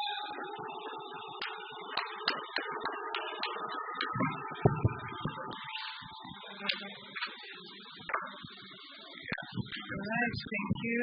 You can perhaps introduce yourself again and take the question. Good evening, everyone. My name is Andre Hugo, and I was the director of the short doc, along with the DP, Michael Ellis, who helped me film it. Make it look amazing. Yeah, and maybe it's just a bit backstory. I found these brothers that were an Instagram page about retro games. I understand it's a very niche doc, people who were born in that era, and that's a nostalgic feeling for them. But it really resonated with me, the passion when I started speaking to them, the passion they had for what they're doing, as well as the whole idea of nostalgia and how it's able to transport you back into that state of mind of when you were playing that game. You remember when you were 8 or 10 or whatever, and it just brings that feeling back, and there's something powerful about that. So any questions?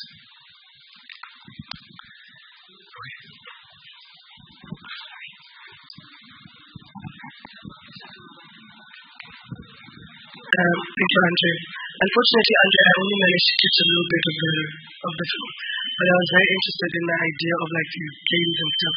And you say that you found them on Instagram. I was wondering what drew you personally to that story. Are you also like a person who is gaming and whatever have you not? And I know it's gaming obviously is especially that type of games, like very old games like how we grew up with, is very niche as you say. But I wanted to know, do you think also, like just a second question, do you think it's like is it a good idea maybe to go and source stories from there if you're going to be making documentaries? To go sources like stories from people on like social media and stuff. What is your view of that? Yeah, how to find stories basically. Yeah. Do you think social media is a good place, or like because normally we are making stories as documentary filmmakers because we are interested in the story, or like because they encourage us to. It must be a story that's personal to you, especially like as emerging or first-time documentary makers. So, what do you think is a good place basically to get stories? And thank you very much. Cool. So the first question was so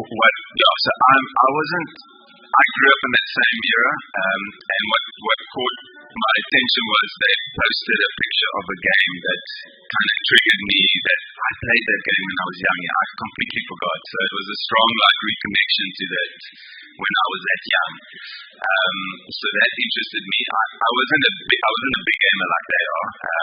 Like you can see, they're just fanatics and they love it.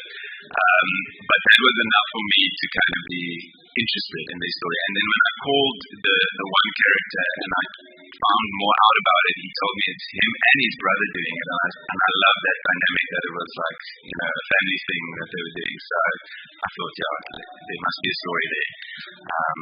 As far as social media, I mean, yes, it's a great tool to find stories. I think, another, it's basically like amateur journalism, if you want to call it, because I'm not a journalist and I'm not here on the ground like checking the news, what's going on, and through social media, like these things come to you through the algorithm, things that you're interested in, and then it's just a question of will this character work for the story?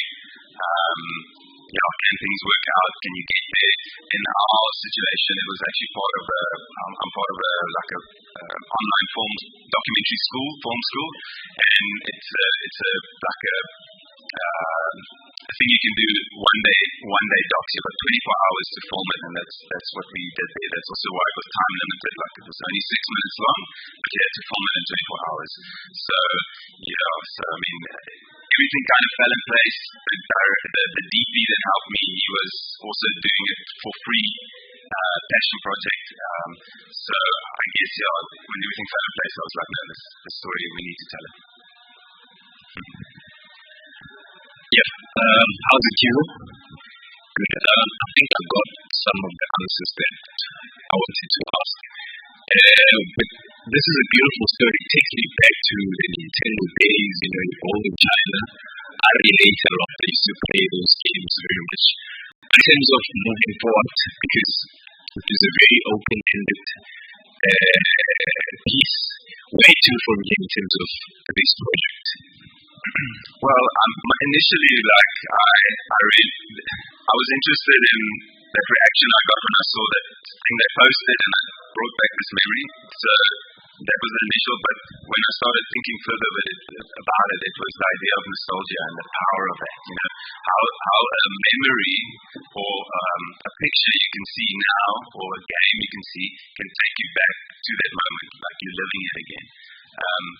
And it was probably naive to think we could answer that question in a 6-minute doc, but that would be, if I would make it longer, it would dive into the power of nostalgia. Is it just someone living in the past and they're not ready to face the future? I don't want to, have new technology. Almost like you were saying in the end, like today games are just like a cash grab and it's online. And back then you physically felt the CD and you put it in, and it, is that, should we strive for the past or should we, embrace the future? But that whole idea of is nostalgia, can it be a good thing, or is it a thing where you're living in the past, which could be a bad thing, So Afternoon. I don't really have questions, just a few things that caught my eye. I just want to leave a comment to say a shout out. Number one, love your grade. That retro feel came through. I like how you put into aspect ratio 4:3. Spot on, it goes hand in hand with the grade. I love the fact that you guys are speaking Afrikaans. It's a bit different, a different flavor. So I also enjoyed the Afrikaans part of it. Your subtitles also matched with the grade. So I could see you guys were all, this one had been 24 hours, so you guys were all on the same page, is what it's telling me. And then your lighting was also on point for haze. You were able to match your shots where there was no haze and with haze. That's also very sick. I did want to say, zero in on your narrative person. I'm more of a tech boy, but zero in on your narrative and your storyline, because there's something there. However, you did say you had 24 hours to do this, and I know the pressure behind that. So for 24 hours, man, y'all killed it. Yeah, thank you. Thank you so much. All right. Thank you very much. Is there anyone else? No? Okay. One more. I'm saying this blindly because I didn't get to watch the film, but the thing that caught me now is like it's a 24-hour turnaround, and that is a documentary. I'm not a documentary person. I love documentaries if there's like meta storylines or something. That's not my forte. So I'm just saying, I think also it's part of the question that somebody asked to say it's open-ended. Do you have any intention of growing do you still call it a film? Yeah, the film, to make it longer. And also, is there an opportunity perhaps to make it scripted and actually turn it into a film? Yeah, I think it is. I mean, I like that. Like you mentioned, we did very stylistically, so that can, I think, translate into a fictional story. I have had some ideas about what you can do. Like, there's the whole thing about them including budget, but they go into old houses that people just sell off stock and barrel, like not the house but the contents, and then they get a price and they take everything and they sell off the antique furniture, but then they find these gems on that end. So there's that whole what is it? Not reality TV, but it's like it shows like that where they go into these containers and they don't know what they're going to get on the Connecticut. Like a series based on YouTube, like follow them around, see what they get, are they going to get any rare items that are very valuable, or are they going to get pay so much and there's nothing there. But I like the characters and I love their passion. I think that's what stuck to me, so I see potential in that. The one brother still runs the Instagram account and creates content the whole time. So he's still very active in that space and then also they've got a good following in that space. I think they can have the potential. As far as like who would want to fund and who would want to, as I said, it's very niche. So who would it appeal to? But I'm always surprised when people do resonate with it, even if they're not gamers. So it tells me there's potential. Thanks. Alright, thank you, Andre.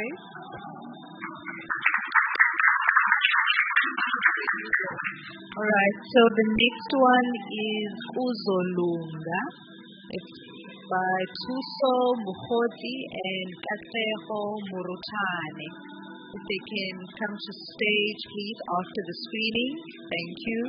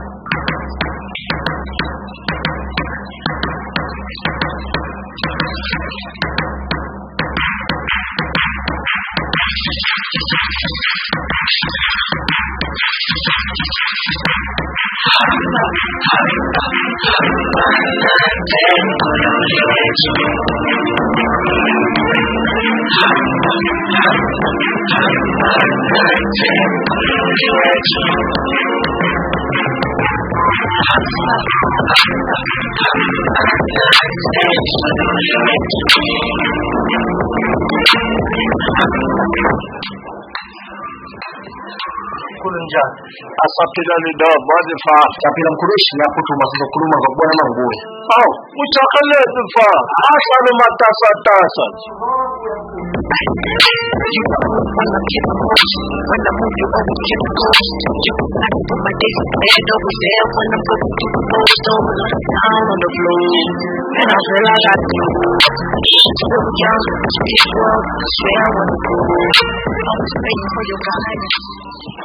ya wani ba ai bobo sai kun da ma jawo pochi wani yo morol yin ma jawo wani san ma so spela ga bi ma so spela ga jawo na wa mi kinga so spela ma tri government España no España no so spela ga yin kinga wa ne ru me na ko wa ne ru me ma jo so mo so ta ko kwa na ko ta ko ka au yin ngar ma ce ko tun ko da jarga ko ke so ya ma lo bus be ga shi ya ba ka ne ga ne ga ta cin ka kudu mama ka ne ta yan tu san dai idan san kare da mun to an ba sai su sai ne ko da putin son kare da san sa wallahi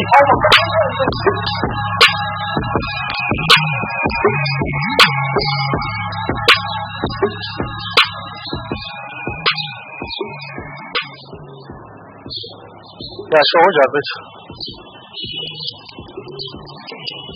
ki ba ne ba ya bude sai kan ba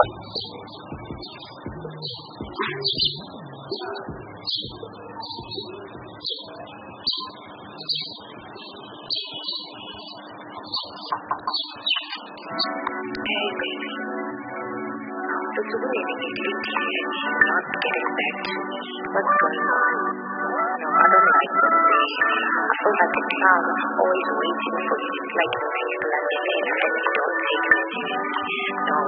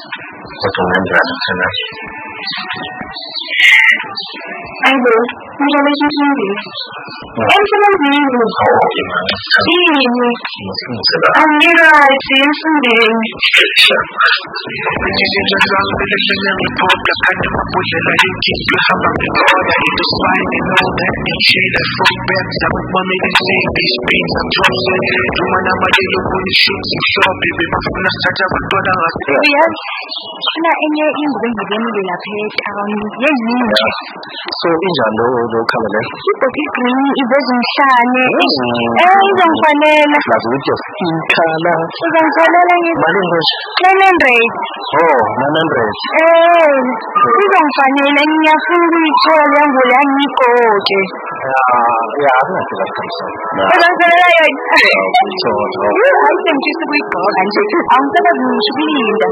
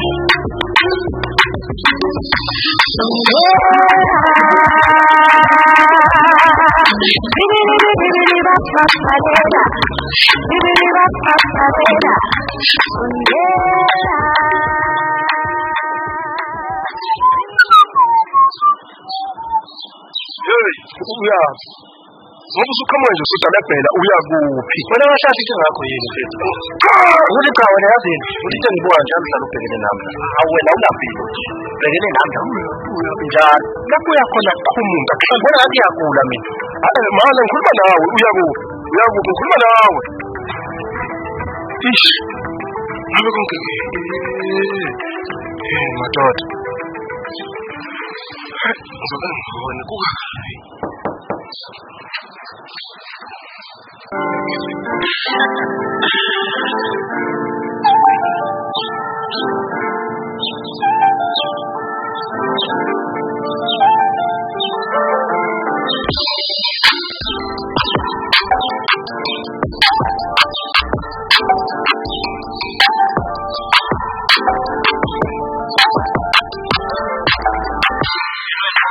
There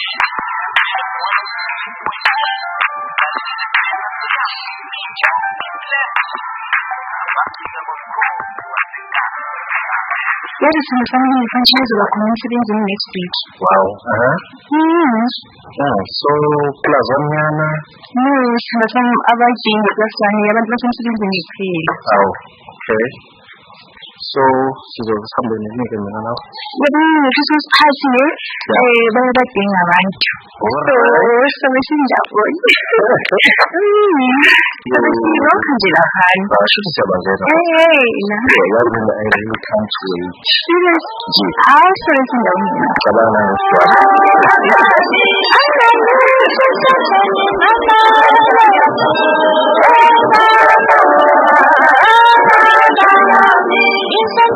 Hasilkan lalu kesulitan. Okay, fine. Kalau bulan dah tak sama. No, bulan sampai Zoibuya. No, okay. Kalau bulan tak sama. Ya, kalau orang bulan dia sama Zoibuya, kalau macam Zoibuya nak. Di kau nak je. Kalau macam Zoibuya nak pun jangan kan. Hakinya lah. Kasihan. Thank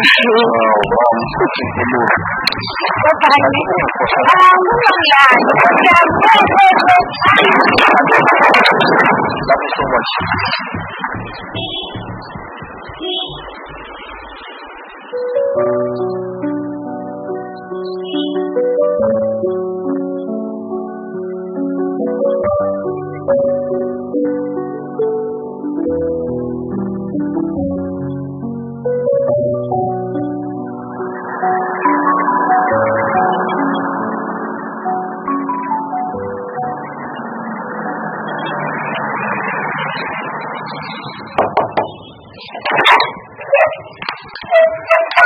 Sama-sama jalan. Kau jalannya ni ada apa? Alright. Itu.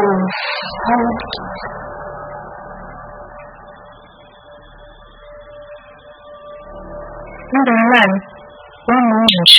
Ndan. Itu ni bukan. Aku orang itu tu sebelum kami. Hai boleh doang join kan ni. Sudah ni sudah cek semua yang dulu tu safe.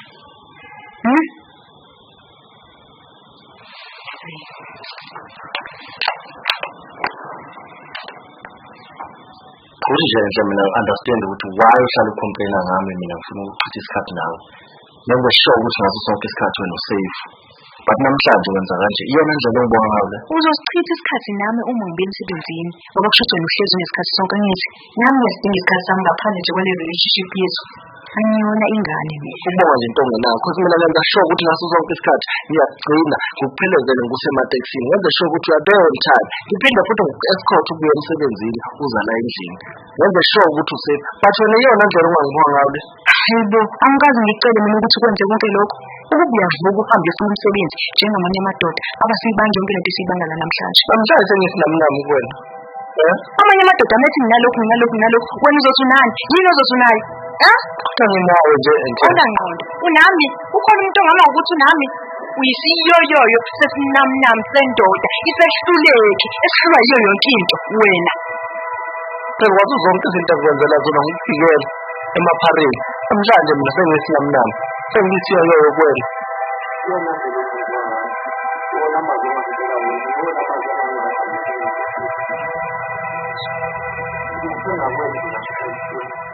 Kasata ungibone ngiyakukhanyisa wena.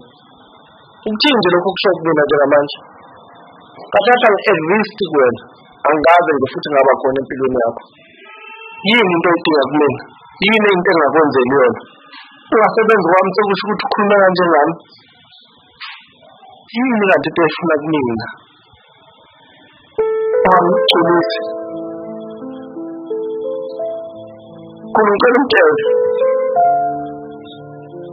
Ngicela umthetho nawe. Cela umthetho. Ayikho into engayenzeli yona ngesomakhulu. Yebo ngiyapha umsebenzi kodwa kufanele bese bayihlaya kumina lokho. Endo. Lo-Elso uyangithanda.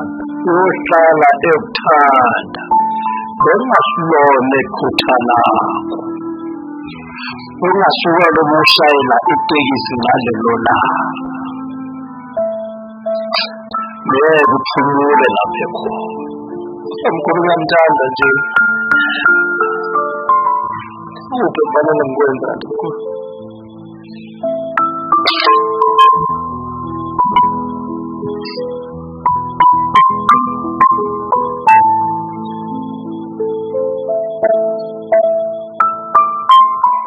Kuzolo.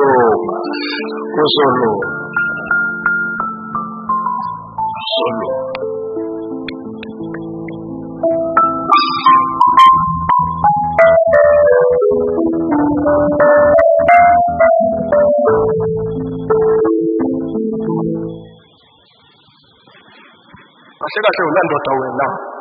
Ukuhlala uzobeka mina. Kukangaka ngikhuluma nawe insizwa ukuthi lapho hlezi uyakhona akuhlali muntu kusempala.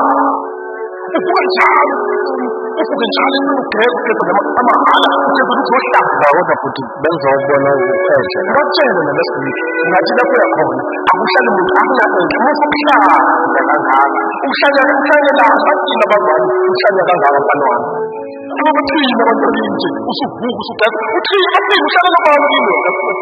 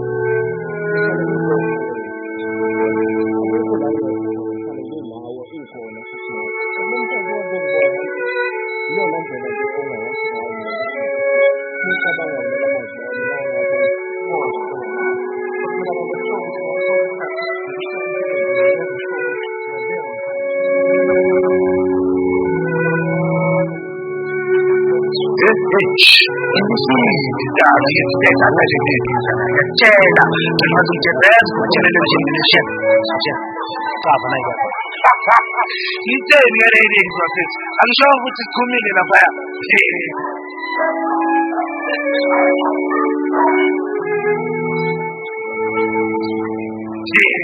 okay sikayiningi kuyami sijaza angithi mina besithi ufriend ngithe isifuna uringa kapaya baba sizocheka iphelile lapha ngitshelile yabona manje ngitshelile indawo elabanya fosta lanje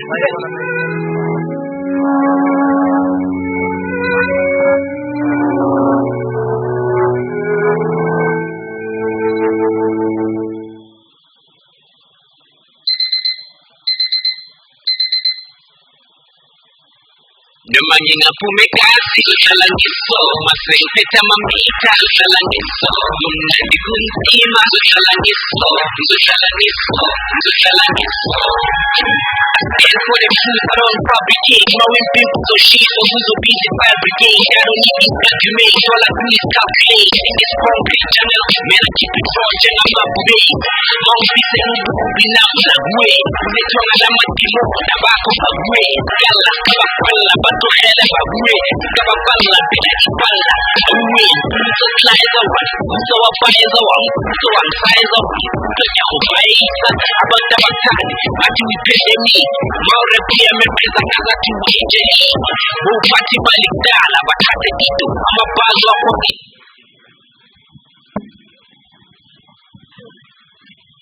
Hello everybody. Are you guys good? I hope you enjoy this film. My name is Tuso Mohoto, also known as Jovi Slash. I make music and I make films as well. I love raising awarenesses through film and music that I do. So in this film, I was raising an awareness about a disorder that affects a person's ability to think and act. which is called Schizo. Yes. So yeah, if you guys have any questions, I'm here for you.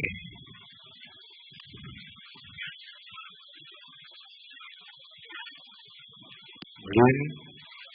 Susan McGay, thank you, man, for the wonderful film, man. I'm here to comment.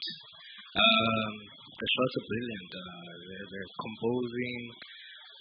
It's awesome, man. I wish I was part of it.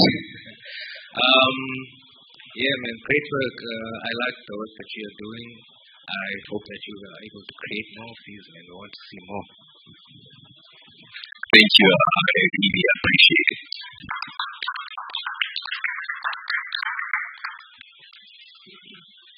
Afternoon.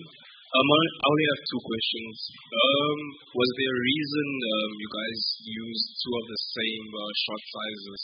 For example, at the taxi rank, there was two wides, and I think inside the house as well. And then number two, what were some of the lighting equipment you guys had access to during production? To be honest with this project, it was just a matter of what do you do when you're still waiting for funding, because we apply and then, prior to getting funding, what do? Do you sit back and wait for money or use whatever that you have? So with this project, I was very intentional in what I wanted to do, and I was like, I'm going to give myself 48 hours to complete the project. So the budget of the project is 2,000 rands, literally. So most of the shots were not necessarily intentional, like the wide shots outside. It was just establishing shots to pretty much show you where we are. I did have a couple of shots and style that I wanted to go with, but time as well and equipment factor. These things really contributed to what we have now. But honestly, there's so much that I wanted to do, but a whole lot of things happened, like your load shedding and lights that were not mine and they had to go. Sometimes you plan accordingly. There's beautiful shots that you have in mind, but time is a factor in everything that you do. So, but in every single project that I work on, I make sure that I start it and finish it.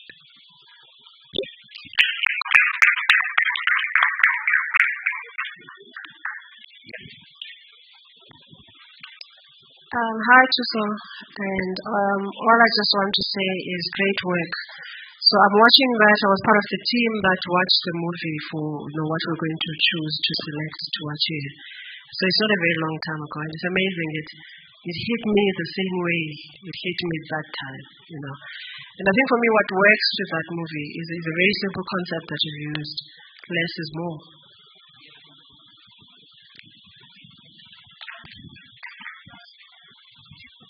And just to add, before your question, I'm a firm believer of,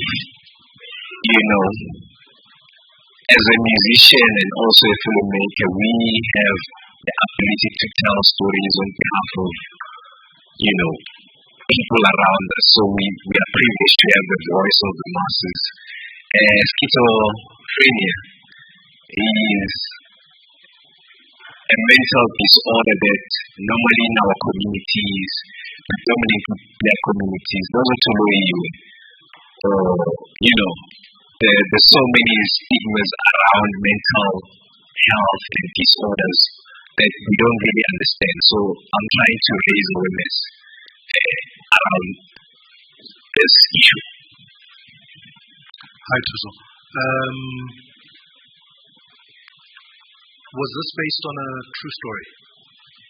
Not at all. It's fiction. Okay. And the script writing, was it part of your 48-hour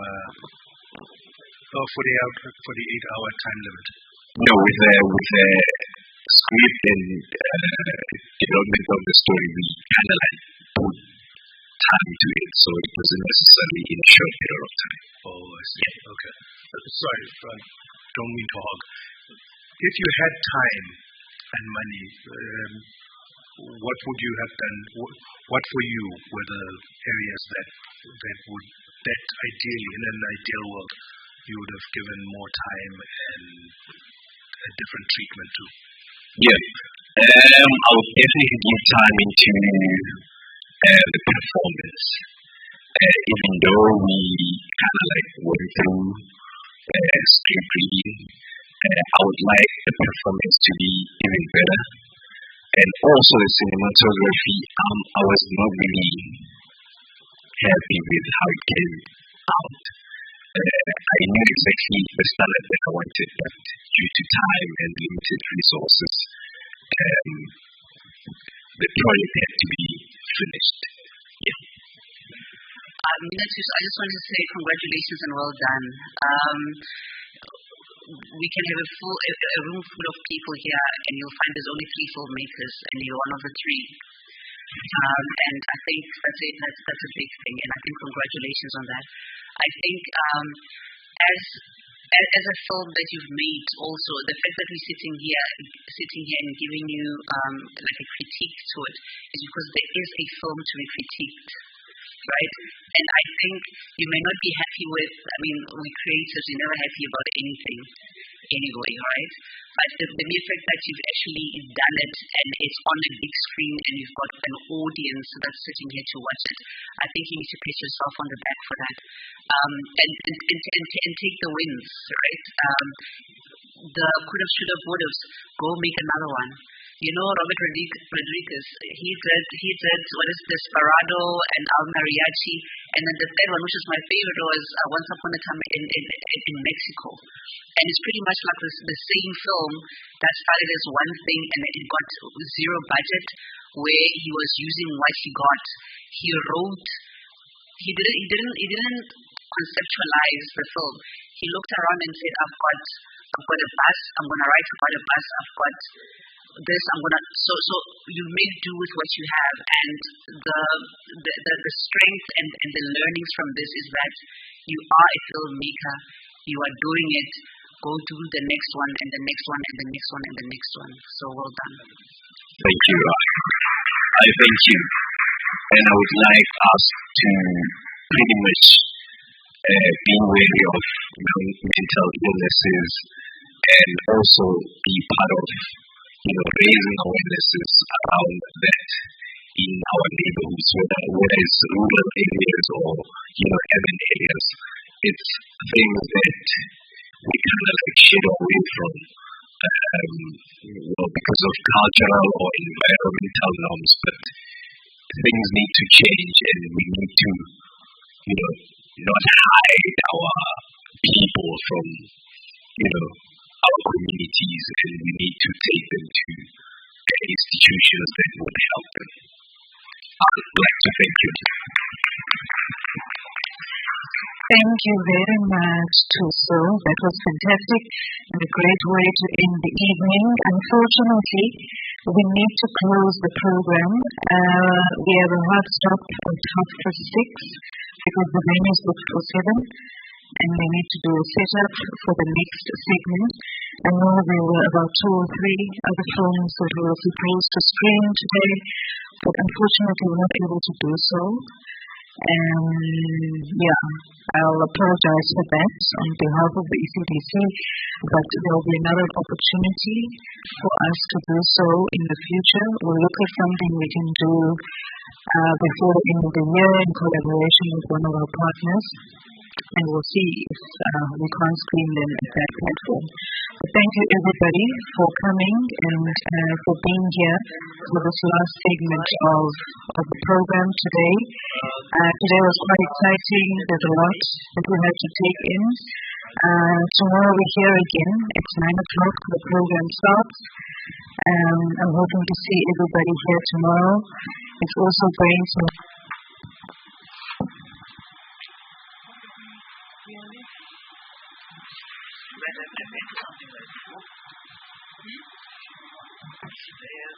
I'm lost. Sorry? Because the venue is booked for a certain time and there's a program for tomorrow. Unfortunately, we can't accommodate it. I would have loved to, but not at this time. All right. Okay, so then we'll see everybody tomorrow, and thank you very much for staying till the end of the program, and have a great evening further. Thank you.